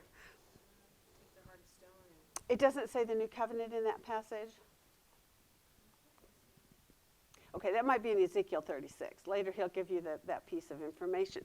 Okay, but he's speaking, when he speaks about these qualities, about a one heart, new spirit. Jeremiah gives you the covenant, not like the covenant which I made with their fathers in the day I took them by the hand to bring them out of the land. There we go. I knew, okay. Okay, so it was in Jeremiah. I will make after those days. Okay, so Jeremiah, which is what she had us look up, was Jeremiah 31. I wondered why we didn't go to Ezekiel 36, because it says it there also. But Jeremiah 31 says it's going to be a new covenant. You guys broke the covenant that we're talking about right here. What's going on in Jerusalem, this evacuating them from the land, taking them into captivity. This is all a consequence of them breaking the covenant that they have with God. Now, this covenant that they have with God is going to continue on for hundreds of years yet. And they are still to this day under that covenant of the law. They're not keeping it. They're not abiding in it. They don't even have a temple to make their sacrifices yet. But all of this, God is giving a bigger picture. He's saying, okay, but there's going to be a remnant. I have been a sanctuary for those already, and I will give you this land. So he's affirming to Ezekiel, don't you worry about the remnant. There's going to be a lot of remnants through the generations before we get to here. But one day I'm going to make a new covenant with him. He says, when they come, he says, a new covenant is going to be made. That was Jeremiah 31. What verse was it? Oh, I'm sorry. Well, anyways, in Jeremiah 31. 34. Thank you. 31, 34. And so he says, when they come, Israel will remove all its detestable things. Now, I thought that was the most important point out of everything. All the rest of it is about the new heart, a spirit in them. Later he's going to say, I'm going to place my spirit in them, right? You will be my people.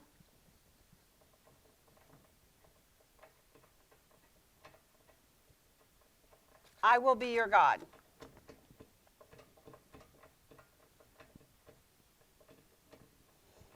Now, what we know is right now, Israel is none of those things. Although they consider themselves to be Jewish, they are yet rejecting the Savior that God promised. This is the same promise through the Abrahamic covenant of the seed. They rejected the seed. The seed came, but they've rejected it as a nation, okay? Individuals can come into salvation, obviously, and they have. But the nation is not yet a Christian nation. It should be Christian right now. So what's happening is God is showing us that there will be a remnant, and when we get to that place of the true remnant, they're going to enter into this new covenant through the Spirit that I'm going to give them, and they will be my people. But when that happens, it's going to be in a day when also Israel will remove all of the abominable things. And he's making a reference back to the temple where there's all these abominations going on in the temple. So this is how you can see how all this whole thing ties together as one vision. And there's excerpts of him coming and moving. He's moving progressively through the way they broke it down for us in these chapters to show us different points that God is trying to make to us about what he's doing, the work of God in all of this. He's giving comfort to Ezekiel and his people. He's giving you and I hope and promise of something that's coming in the future. We have entered into that new covenant. We are now the bride of Christ. We are the children of Abraham through the promises. And we've been grafted in. So we are part of that. But Israel as a nation is not there yet. And so even though he's giving hope to Ezekiel and the people in that moment in history, the real resolution to it all is yet to come. It's not here yet. It will come as a nation. For the Israel as a nation. Okay? All right, I want to just read this one thing to you. I'm so sorry. Oh, did I miss the I got so good on that part, I thought I was done. 22 to 25. Yeah, just one more passage. Okay, got it. Sorry. 22 to 25. I got the important one. Okay, now it just says what? The Lord did what? The Lord departed. Departed what? The city. So, what do we want to title it?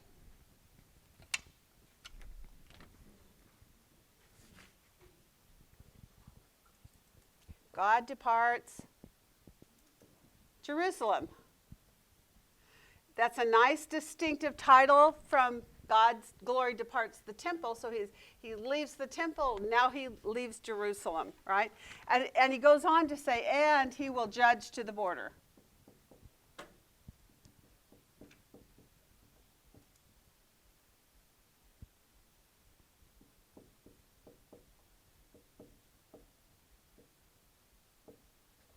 Okay.